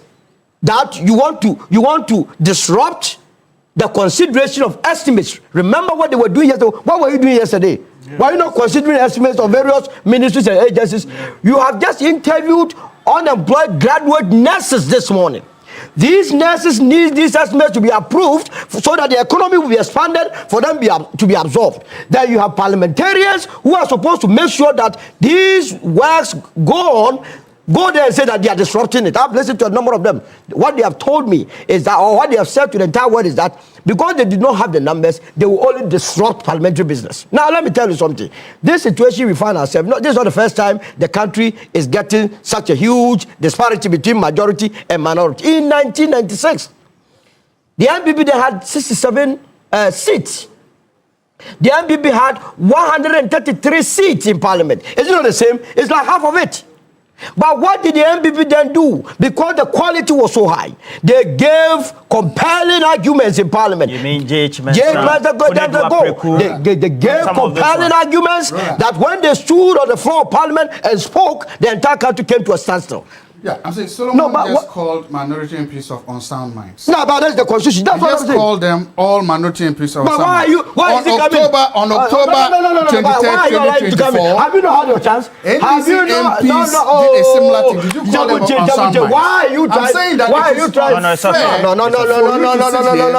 Call minority MPs people with unsound minds. No. I mean, no. You see, we should why have why are you doing that? Okay. We should have some decorum in our public discourse. No.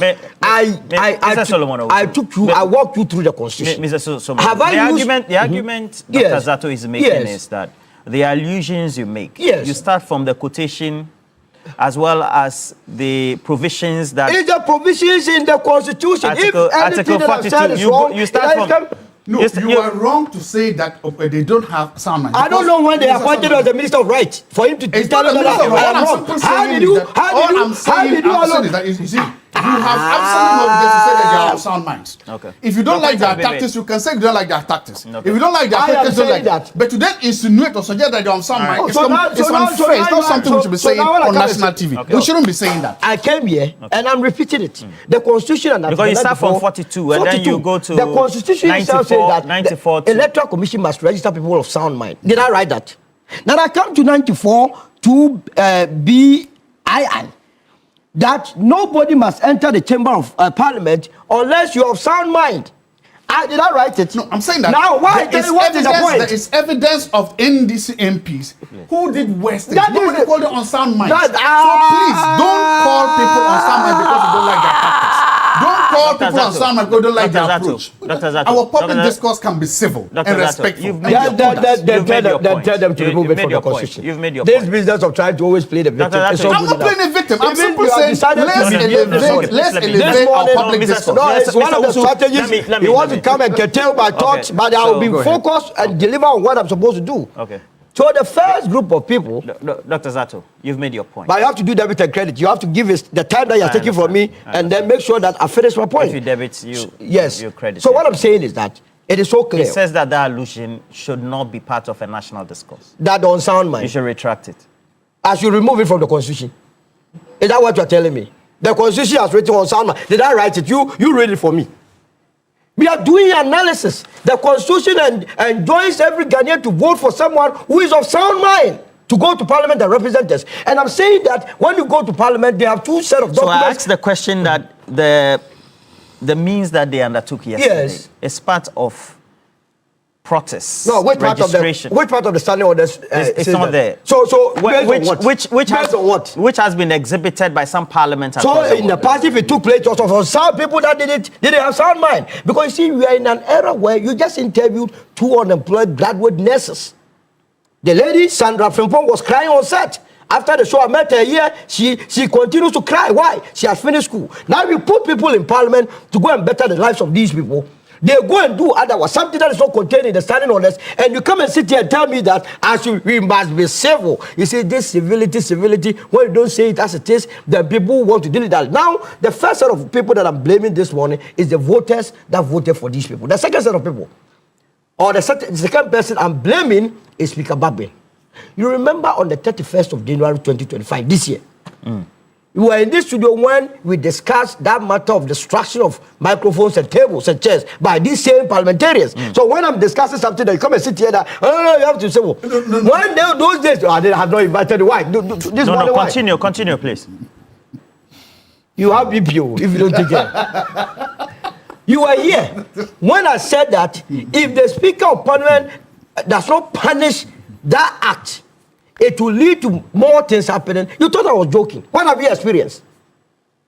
When the Speaker of Parliament promised the entire country that he was going to make sure that parliamentarians that took part in that act, their salaries were going to be deducted to pay for the microphones and chairs. Have you heard anything about it? So it has emboldened them to continue to do what they did yesterday. In fact, yesterday, all that they were pushing for was to repeat what happened on the 31st of January. In fact, I saw some of the MPs throwing papers around So if they have been given the opportunity, You mean this incident? Exactly. And what happened to so the speaker's failure to take action? That is what has led to the second one, yesterday's one. And when you see such an act, look, someone who has been voted for MP, look at that. Roland, I beg you. There's Look at another that. video on October and you call this out, mine? 2024. What are you talking about? Can you put it up? Dr. Zato, stop being disruptive. He has disrupted me the whole day. This morning, what is that? Stop being disruptive. Let's give each opportunity Okay, that is. No, he has taken about 6 minutes of my time. Okay, Why? you go. Now back to Please, the issue. you have 3 minutes left. Oh, my brother, why are you trying to show you are MPP with him? You'll be MPP with him. The United Party remains focused. We want to shape the destiny of this country. Now, back to the issue. Why is the MPP afraid to go for the rerun? That is where the matter is. As you speak. You think they are afraid to go? No, they are afraid. They have given up. Martin Yinda had in excess 3,000 votes. He has no fear to enter into another election to make sure that he recaptures his seat. I have watched. At least that's what he's been communicating. I have watched his interviews after his removal from Parliament, Martin Yinda, and he has given up. Now he's referring to the fact that he's from Kumdi, a poor farming community in the Pandai area, and that he had not been in Parliament, it was by grace, and that whatever happens, life goes on. He has already given up. He has given up because if indeed he won that election, I have no reason to say that he didn't win. But if I were him and I won by that margin, 3,700 votes, and you know that with MP elections, a simple win, you can get one and win. We have had Titus Glover win with even 3. Is that not the case? So if you led by 3,700, just go and fight. You can even win by a single vote, and you'll be the MP. Yet you are running away, hiding behind the MPs in Parliament who are also not doing anything. They don't wish Yinam well. They are only making noise so that Yinam will know that, oh, when he came, they fought. They are not fighting. As they claim they are fighting, you Yinam, you are out. I have advised him that he should not invest any money. The small money that is left with him, he must save it. Because I am fully aware that the people in Pandai think otherwise. But I'll wait for the election outcome. So let them go back and take part in this. But the problem is that the party is not united. The MPP is not united. So who is going to lead the campaign? They claim that Dr. Mahmoud Bawumia has said that any election in the northern regions, he would deliver the vote to the MPP. So the Brian faction, the Kennedy faction, the Duku faction, the Kwabena Japan faction are saying that you that have promised the party that any election you would deliver the Northern votes, the Muslim votes.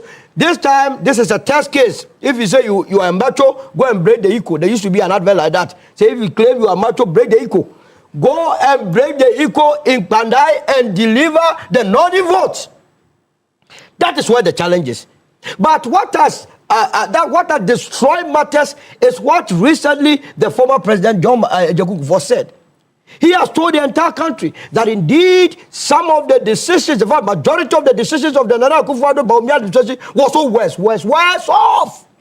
Oh, he only said that PDS and someone he didn't treat them well. DDP, banking sector cleaner. As for the cathedral, I didn't even want to hear. So how can you take such a decision? So this is what the people of Pandai have listened to. Former President Akufo has rather done the campaign for those that are going to contest. So how do you expect Yinam to win? No. Having the benefit of the doubt that somebody used our money to go and dig a hole, which has been echoed by President Akufo, how do you expect the voters in Pandai to go and vote for Yinam? So the party itself, through its leadership, founding fathers, people of stature have done the campaign for the other side. The only lack the NDC has is that the United Party is going to take part in this election. We would have won in handsomely and Ghana would have been saved. Solomon, are you sure about that? Roland. So where do you move on from here as members of Parliament? Roland, can I respond to one or two issues from Doc's submission?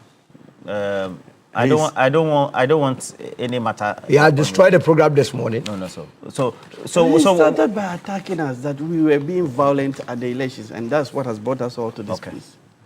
You see, it is not for nothing that we have courts sitting on some of these issues. And you are a lawyer, so? Yes, I am a lawyer. A court sat on this matter. One of the issues that came up in court was the fact that the EC, the returning officer, claimed that NDC was the party that caused the violence at the elections. And you see, in court, fortunately, it's not like sitting here or just being outside. When you make your allegations, you are not allowed to run with that allegation. You have to substantiate it. So he was asked to establish that claim. He claimed he had a video. And I won't be surprised if it's the same video Doc is referring to here. He claimed he had a video. He was allowed to play the video in court. That video portrayed a situation different from what he narrated. And so it went nowhere. It did not substantiate what the claim he made. And so if Doc is here claiming that he has a video, Doc, go and look at that video again. That video, when it was played, was rather revealing a situation where he was declaring or announcing that or declaring that the election could not be had, or the coalition could not be had at that place. But he couldn't substantiate by that video that the violence there was caused by NDC. Now, you took a decision there and then. You took it in violation of the rules. When you look at CI 127, it gives you prescription as to what to do when you have a situation at hand where you can no longer continue with coalition at the designated polling station. Yes, you can move it to a center, but that movement should be communicated to parties. You took the decision to move it to Tamale, to the regional coalition center, without informing the candidate, the NDC candidate. You took it there with the NPP candidate. Now you are there claiming that when you went to Tamale, there was the regional secretary of NDC in Tamale. Regional coalition center is meant for different constituencies. When you get to regional coalition center, we have 18 constituencies in the northern region. So when you go to the northern regional coalition center, you are likely to have 18 issues being addressed, constitutional issues being addressed. So if the regional secretary of NDC is at that place, he is there not purposely for Kwanda, but he's there to attend to other issues. And the coalition, he's not the representative of the candidate. The regulations say that you notify the candidate or his representative. You went there and you didn't notify the candidate, neither did you notify the representative. And then you are now claiming that when you were there and you were doing the coalition at the regional level, yeah, even though you have not been able to substantiate the fact that you notified the candidate or his representative, but the regional secretary of NDC was there. Was he there as a rep of the candidate? No. Yes, but the argument that the MPP puts up, and even to the day of the judgment in itself, the final day in itself, is that there were mass up of some individual. For example, the regional minister was there alongside. At where? On the judgment day. But what's wrong with that? It's very normal. Days of judgment are days that sometimes you go with your family. Because given the work you have done, given the evidence you have laid in court, you are sure of victory. And so you go hoping to have victory and to celebrate the victory. And what more can you get during victory celebration than to have a gathering of people? And so, yes, they all went there, but they went there in anticipation of victory. And victory was what they got. So that does not take anything away. So, Doc, it is wrong to sit here and say that it was NDC that caused the violence. Violence, we should all do away with violence in our elections. And we should all condemn acts of violence.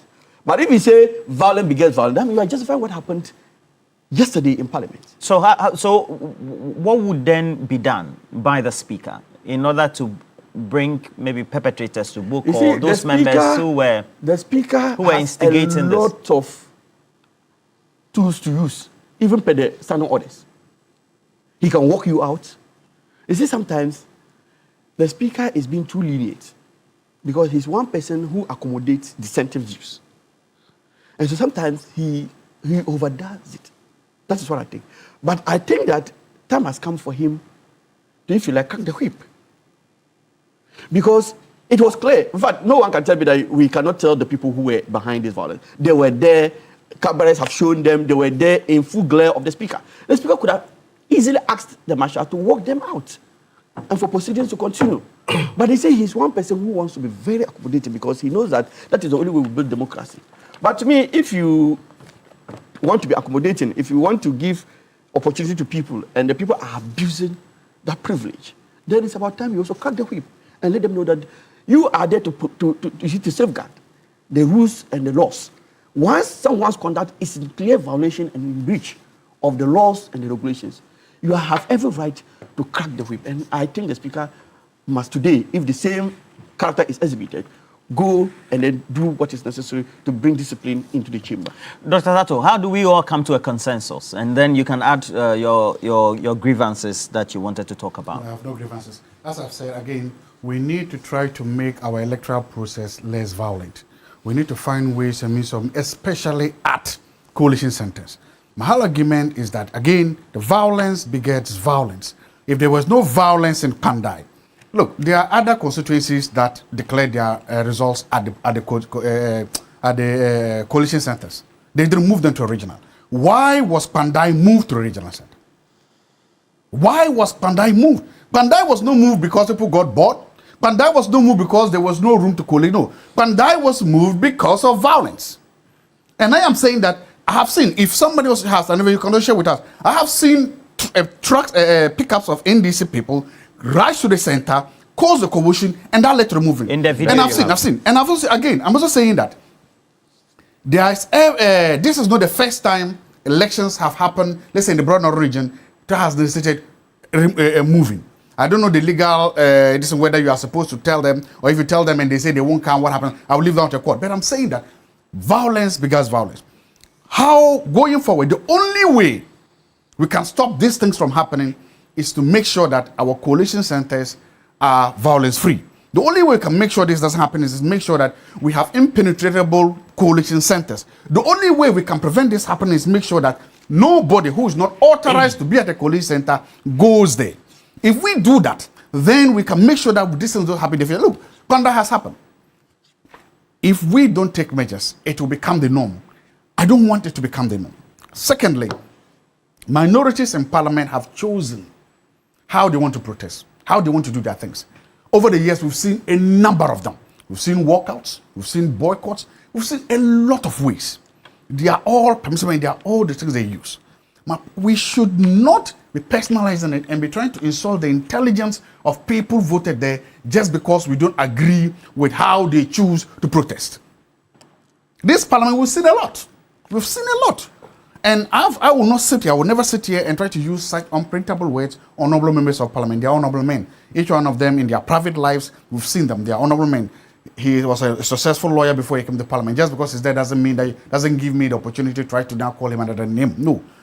We've seen it and we've seen it. Let's try to make sure that we bring more decorum to our parliamentary proceedings. Let's try to make sure that if you are disagreeing with people, disagree with them, but do not call into question their intelligence. Okay. So it's very simple. What do you think the speaker needs to do? What responsibility or the onerous responsibility that is on the speaker, so to speak? I mean, the speaker has not given me any confidence that he can act. If he's able to go back to the 31st January incident and deal with it comprehensively, then he would reinstate some levels of confidence with me that he can do the job. Now, coming back to the issue, you cannot be playing to the emotions of the people. It is as it is. We queue the parliamentarians, and I have said that it's a matter that we want to go to the Supreme Court and seek clarity with the judges must pronounce on it. That you come to me in the constituency to come and solicit for my vote, that you are going to represent me. You go to parliament and you say that my view as a constituent, as a voter in your constituency does not matter, but rather the party that you belong to view is what matters. This decision by these MPs to disrupt, and mind you, if they had walked out, why would I care if they walked out? Because there was business going on there. This time around, they said they were not working out, but they were going to be in the chamber and disrupt proceedings. Now, I that voted for you to go and represent me. Did you seek my consent? Do they have the consent of their voters in the various constituencies that they must go and disrupt parliamentary proceedings? Have they even had the courtesy to get back to us that these are the issues? To know the appetite of their constituents, whether or not Panda issue they are right or wrong. When you do that, you are rather serving your selfish parochial interest. And I am going to go to Supreme Court. I've asked Lawyer Pierre Dankwa to prepare all and he's doing a fantastic job there, to seek an interpretation whether or not when parliamentarians are in parliament, they represent their political parties or they represent their constituents. Because what is playing out is that they are rather representing the interests of their parties. And not their constituents. And not their constituents. And if it is their parties, then they must stop all of us from voting. Because if you are going to go on party line, in my constituency, I did not vote for the MPP candidate. You understand? And the mere fact that the MPP candidate did not win and now is an NDC candidate over there who has won, does not mean he is also representing the NDC. He is representing the entire constituency. So that is why they are supposed to get back to us, seek our opinions on matters, then they will go and say it or represent us in that direction. And if you behave outside what is permissible, and the Constitution said that when you do that, then you are not of sound mind, and that such a person must not be in Parliament. You must not be dilly-dally and telling us because you want to play to impose it. You don't want to placate anybody. What are we going to placate? We are very serious here. Millions of youth are unemployed out there. It's some of these behaviors that has led this country to this direction. We are a developing country. We don't have time. Honorable men. So we are dishonorable. We that gave them the power. We gave them the power. Can you imagine? We that gave them the power are dishonorable. They are honorable. And if you are honorable, these are the spectre you are showing to your children. Can your producer produce or play back what happened on the 31st of January? And play this one and think that the only way Parliament could grab front page is when they are chaotic? And you want to tell me that we must be entertaining some of these things? Why must you entertain that? It's part of parliamentary process. Look at this. Look at this. Look at this. If you want to go and match, go to alma mater and match. Look at this. Bro, this is what we are being shown daily. All right. Let's move on. We want to talk about the MPP presidential primaries. Musa Dankwa is the executive director for Global Info Analytics. Good morning to you.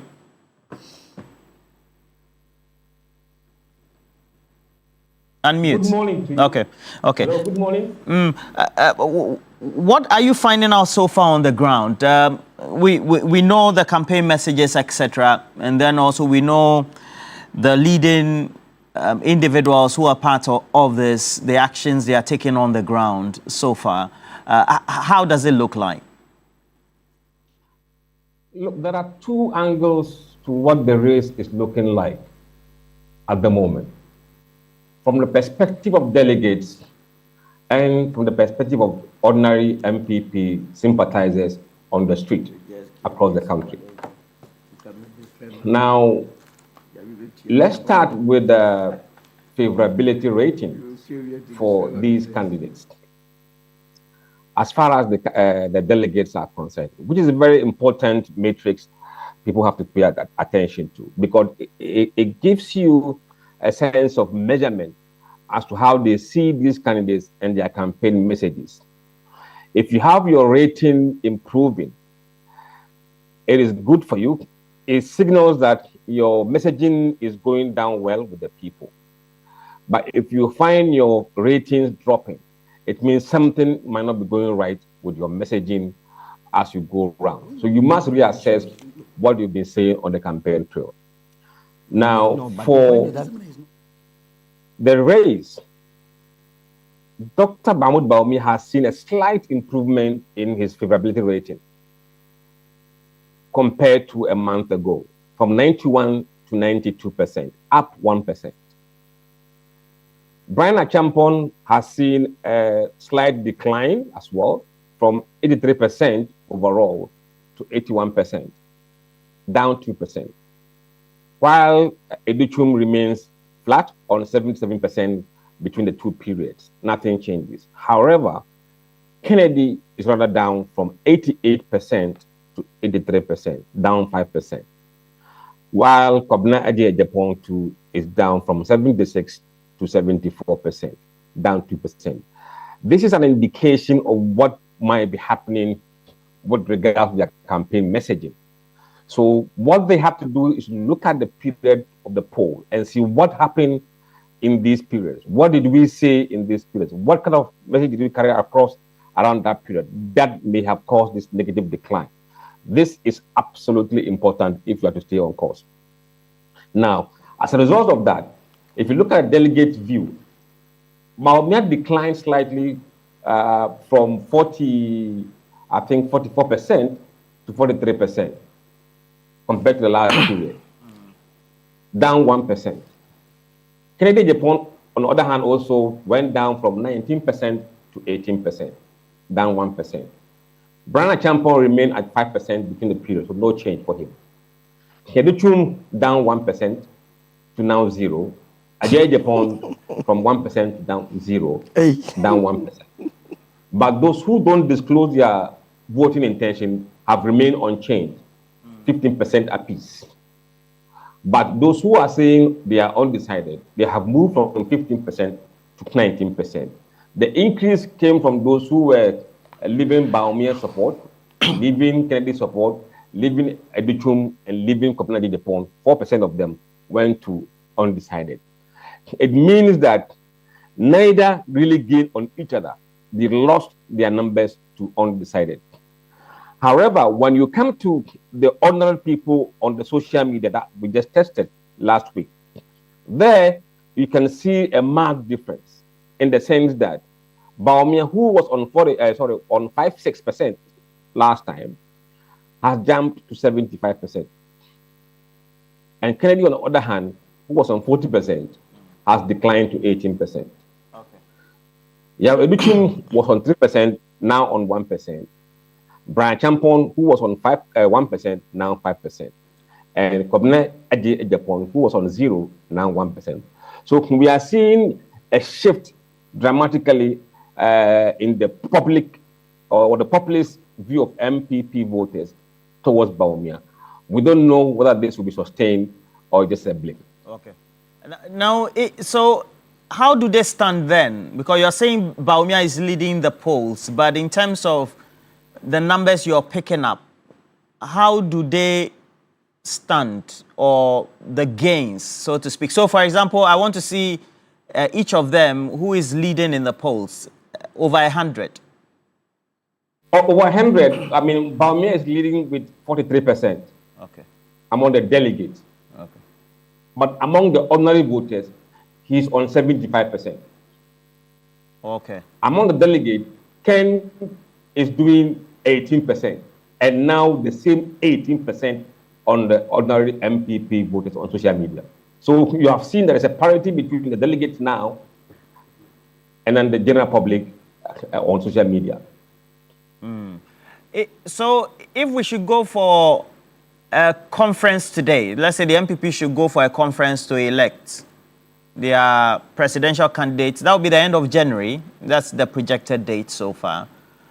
You are saying the delegates will give 40% plus to Dr. Mahmoud Baumia?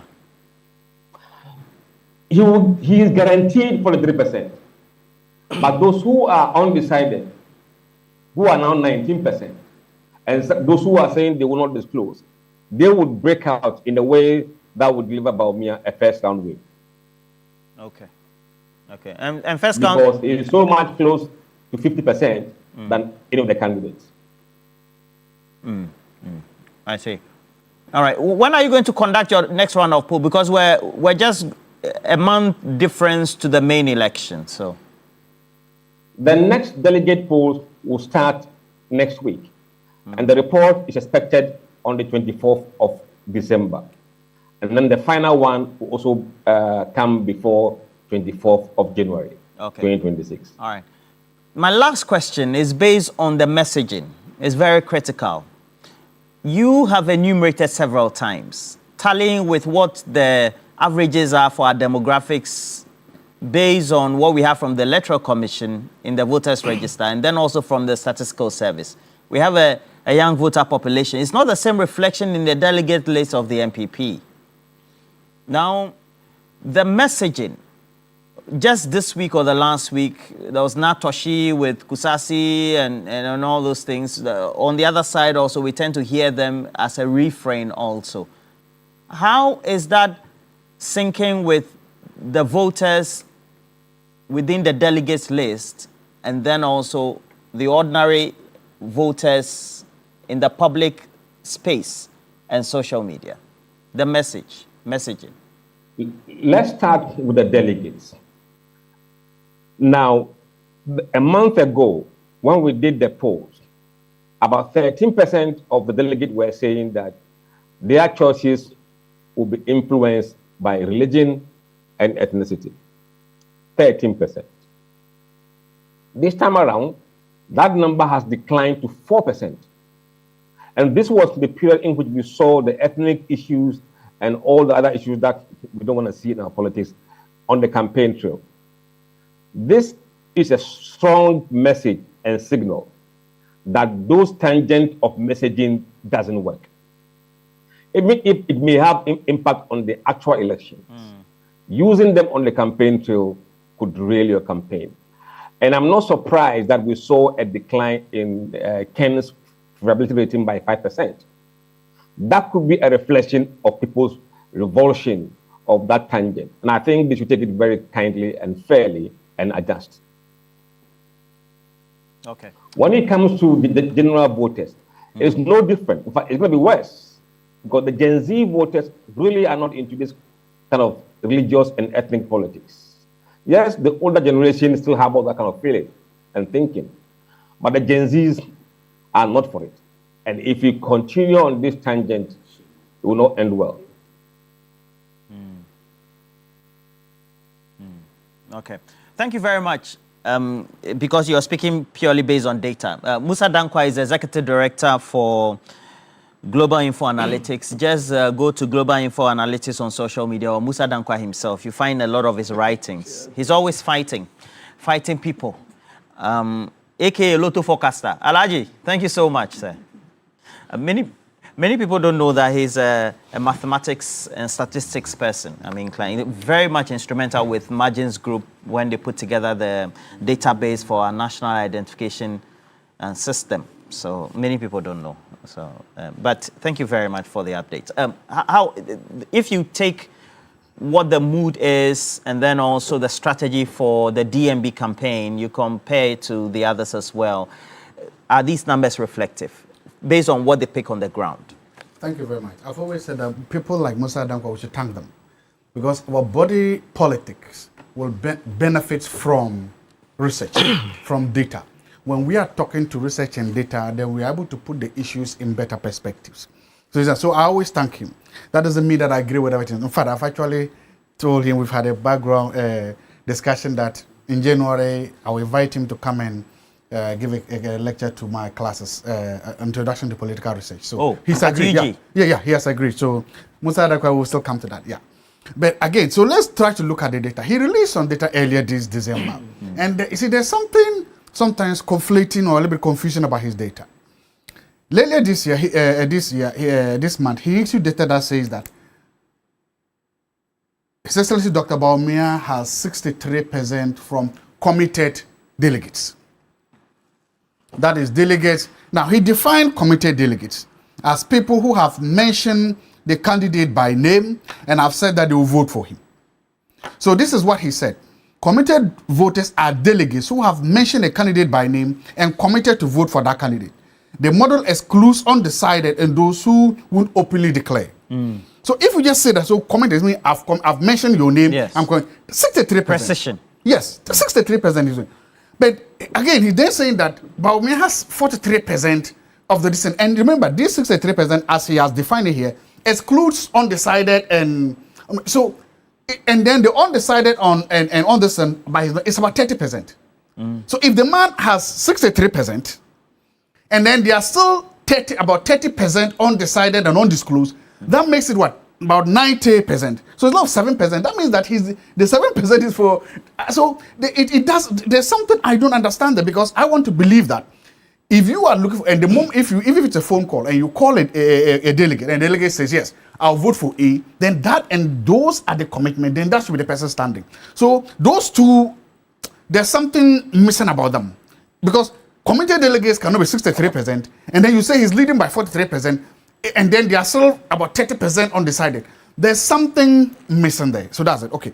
But again, seeing this statistics, like I said, I'm not surprised. But you love his projection that DMB will win. I'm saying that I'm not surprised by that. And first is that DMB has 92% favorability ratings. In politics, and Polly will tell you, for favorability ratings is cash.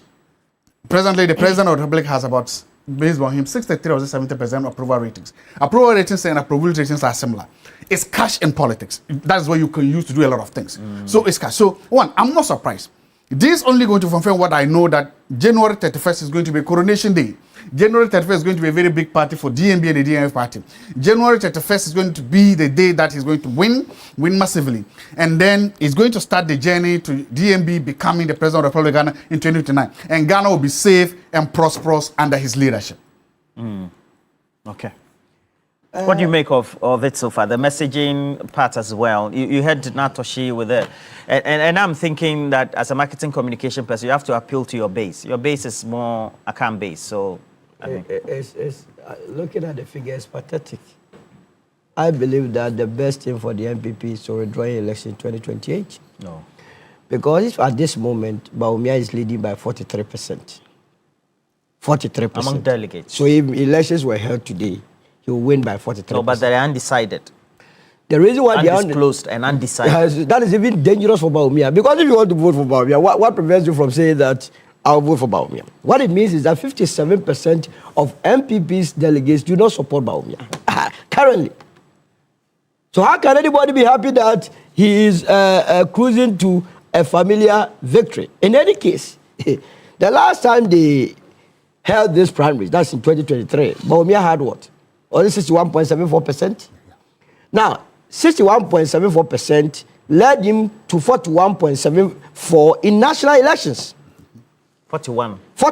When he had 61.74 in NPP's primaries, he got 41% in national election. Simple proportion. If 61.74 is to 41%, then 43% leads to 29%. No, but this one is not an absolute because we have undecided and undecided. They are all decided. What he has given you is 43. What are you talking about again? because people go to the voting booth and decide differently. What they are saying is that 57% says no, Bawumia. But what freaks me is the movement of Adutum from 1% to 0%. Are they telling me that Adutum does not have supporters? The amount of meetings and the meat pies and the delegates. Kwabena Japan has been telling us that every trip he makes, he spends 30,000 Ghana. Hey, Kwabena, from 1% to 0. This one, I don't believe it. Yeah, but to get 1%, we're talking about numbers. It says 0. 0 is 0. There is no percentage. There is no figure you can put to 0. Messaging. The messaging has been very poor. None of them is giving us any hope. They are not tackling. You haven't seen Kennedy Japan. He's been very demonstrative. He's been putting together his manufactured items from his plant, etc., and even some on the market to demonstrate that we need to create jobs. We need to create a value chain manufacturing industry. One of the you see, we must educate our voters very well. There is a difference between holding a public office, which is in the public interest, and doing a private business. You are saying policy is not the same as being an entrepreneur. You see, when you are in position, every policy you bring must benefit the entire country. And it is one of the problems Mr. Alan Chamati had when he was campaigning during the MPP. You will hear a typical MPP voter or delegate say that ever since you came, you never dashed us money. You never dipped your hands into the coffers of the state and gave it to us. And for which reason, we are not voting for it. It means that those that they voted for have been dipping their hands in the national kitty and then be dashing to delegates. When, in fact, Mr. Alan Chamati's policies serves the entire Ghanaian population. What Kennedy Japan is more of a private person. Allah would have made him a trade minister, because what you are saying is that you'll be a better trade minister. Oh yes, he would be a better. You mean Bill Gates cannot be president of America? They are all trade ministers. But you say Max cannot be. You are creating jobs. You are a trade minister. No, please. Now, when you go to Bawumia, ask for him, nil, 0. In fact, the only message I've heard from him is that he donated 300 brand new pickups. Be fair. Which I petitioned the office of the special prosecutor to investigate, which he has sat on it. He's not doing anything about it. Solomon, be fair. Why did Dr. Mahmoud Bawumia get that money, that whooping sums of money? So that it feeds into what I was telling you, that People make monies in politics and just go and give it to delegates and influence their thinking. The only person that seemed to be coming close to some messaging from heart of heart has been Kwabena Japan. You like his message? The message but is he's good, down. but he's so weak. The last time they voted for him as the general secretary, he allowed them to overthrow him. So if they give you a flag, why would they overthrow you again? Oh, sorry. So weak. So the 5 frontliners, they don't represent any hope. You saw Natoshi in the video trying to appeal to the base. Natoshi is trying to tell them that Bambu Bawumia is so weak. From where I sit, I am tempted to believe what Natoshi is saying. In the same vein, there are people from Bawumia's camp who also say that Natoshi is corrupt. I'm also tempted to believe. So how do I take them serious? The last time I heard someone say Toshilat, they were showing me some tracks, and I know where those tracks are. If indeed Natoshi used state funds to go and buy it, there's an allegation. That's why I say if it's indeed. By editorial policy, we're not allowed to do that. By serious, please. What are you pleading for? What's your projection? Who's going to win? Oh, I have said the time with that number that Mahmoud Bawumia will rig this election and win. He will rig it. How can he rig? But the album is rigged. The album itself is rigged. I've told you. I've been a coordinator in MPP before.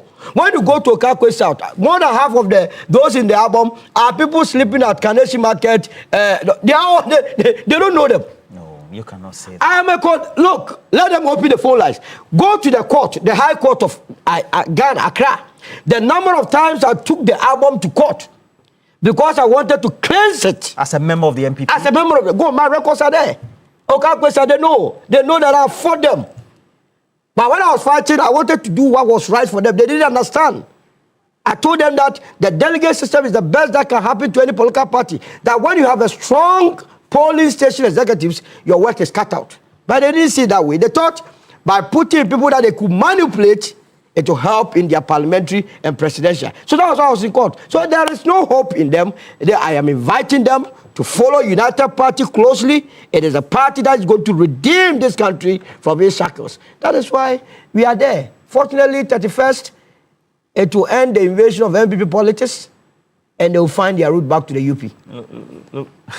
Look at you want to join our party? Hassan is watching you and saying, this man, what's he saying? But Hassan, just you are a bystander, so a minute for you, 60 seconds. Oh, I thought I also get like 5 minutes, 5 minutes. No. 30 seconds, okay. Because that's for you, MPP primaries. No, but I always describe it as a race to nowhere. You see, Ghanaians have become so awoken that they now see the reality of the two parties. In fact, there are instances that you have people, even within MPP, asking themselves that if things continue to go the way they are going today, then where will be the MPP in the next coming elections? Truly, what Ghanaians voted for, no Ghanaian can say they have regretted for what they voted for. In fact, we have had polls upon polls indicating that John Mahama's approval ratings are even soaring, even as president. Usually when a president... But John Mahama will not be there in 2028. But his performance is speaking. And you see, a party, once the government does well, trust me, it will lighten the load, the burden, for whoever takes over from John Mahama. And that is what we all pray for. Almost every sector of the economy is doing very well. Inflation is doing very well, to the extent that we are at 6.3. Look at interest rates, down to 18%. Okay. Almost everything is pointing to the right direction. And you see, Solomon pointed to one issue. When you have a situation where you have 34% of the delegates part being undecided, part being undisclosed, that's dangerous. In fact, it is easy for delegates to disclose for or to declare for Bawumia because he is there. He was a candidate the last time. To the extent that they are not hiding their position, it's very dangerous for Bawumia. That's even more. And if you add that number to Ken, who has 17.7%, that takes him over Bawumia. Because 34 plus 17%, that takes him far ahead of Bawumia. I see. And so there's danger for Bawumia. But and you think that all of them en bloc will go and not? As for me, whoever they elect as flag bearer, they should think of 2032 and not 2028. We are winning 2020. Musa Dankwa, Zato is a bit I won't say confused, but a bit baffled with your earlier, is it early December, you say? Yeah. So at one point, you say 60 something. Committed. Yeah, committed. And then all of a sudden, you are saying. No, it's not all of a sudden. I actually said it. He has a number for committed delegates. He said 3. They are leading by 43. So. What's the correlation? What's the correlation? Please explain yourself. And so leading is 43. You're in the witness box. It is a simple mathematics. If you are interviewing 20 people, and 12 people mention people by name, and you want to use committed, what we call committed, you restrict the total number of respondents to 12 who have mentioned people's name. And if Mr. A gets 6 out of the 12 mentioned, it is 12 or 6 divided by 12. That gives you a number. If 4 went for Mr. B, it is 4 divided by 12. 2 for Mr. C is 2 divided by 12. But in total, there were 20 people you interviewed. But the 20, 8 of them, probably 6 said they are undisclosed, and 2 said they were undecided. So this is how you calculate the committed model. It's just mathematics. It still doesn't explain it. Still doesn't explain. Still, no, but and then also on the issue of upon editum, they didn't get absolute 0. It was 0.3 and 0.4. No, and we had the number 0, my friend, 0. Because, you see, you said 0. No, this I'm asking this, like there's something missing. Yes. If I ask you, there's nothing missing, Zato. Zato, there's nothing. But in this particular case, Solomon also agrees with me. I agree. You know, Zato is with the DMB camp, so some of these things create problems. And Gaiji also has sent a message.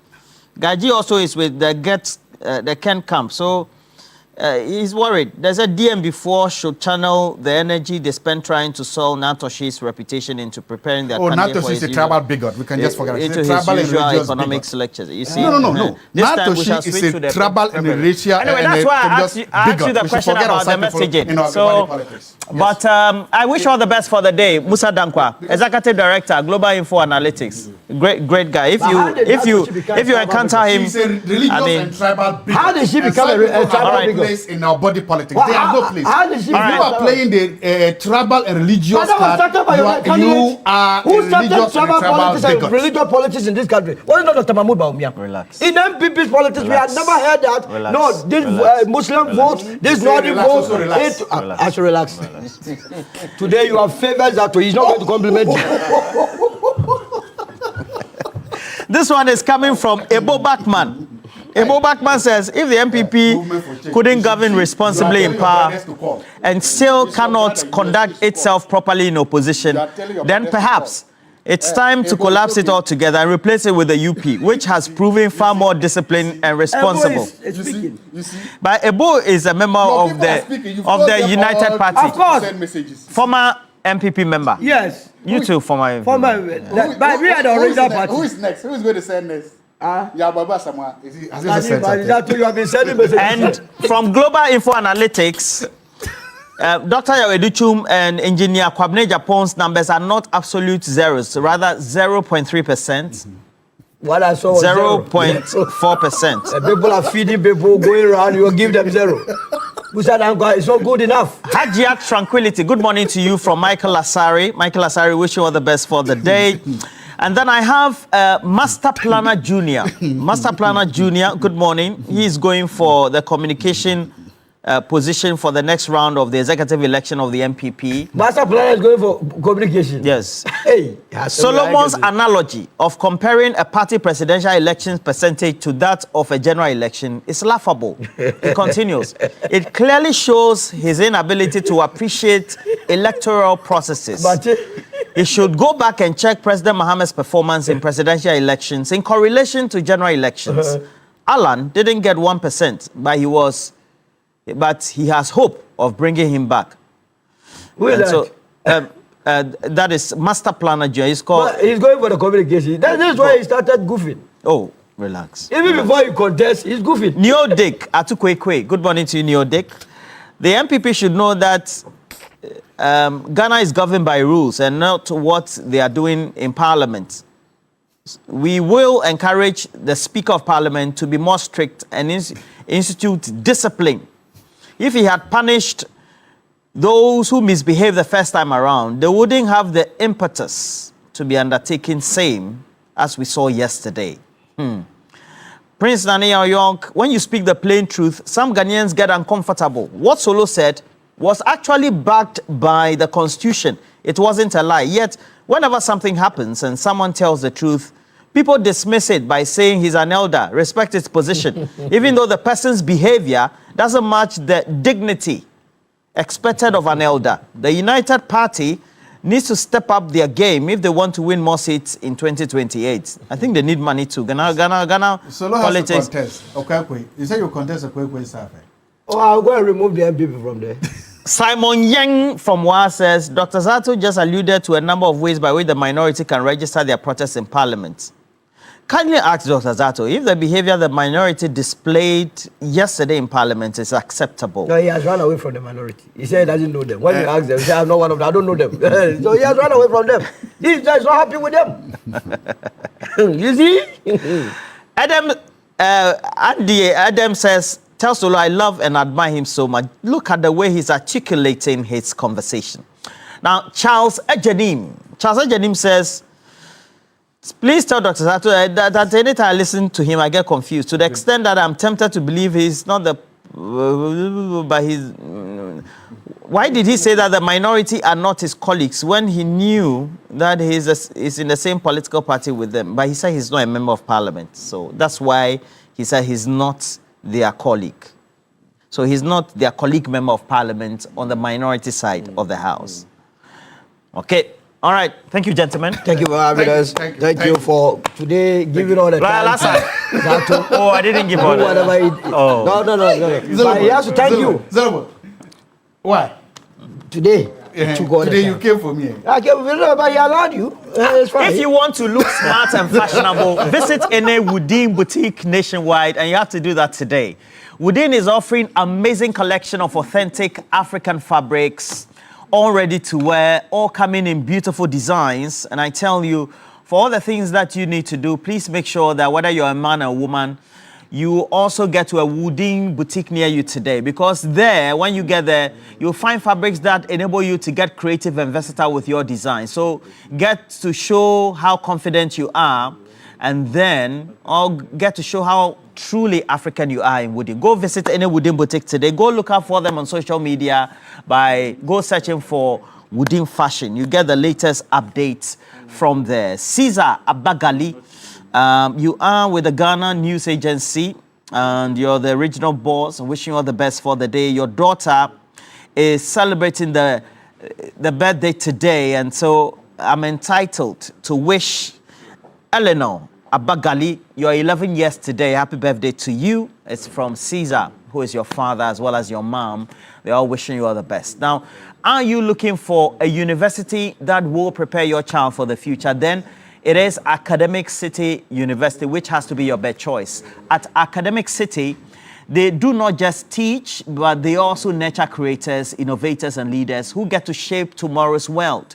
They offer myriad of programs, including undergrad programs in engineering, computational sciences, business and communication arts degrees, and this one is even mind-boggling. They have a BSc in artificial intelligence and robotics engineering, and the first and only one of its kind being out there in the West African sub-region. So with their world-class facilities and industry experience faculty, they also do have the best students who come in not just to learn the latest technology, but also get to practice and create it.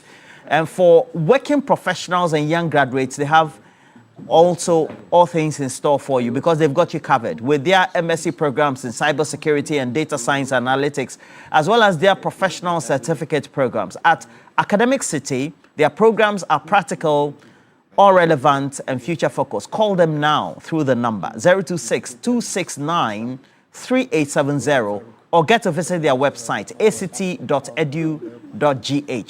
Admissions, remember, are open now. We're taking a break. When we come back, we'll bring you the latest sports headlines. Stay with us.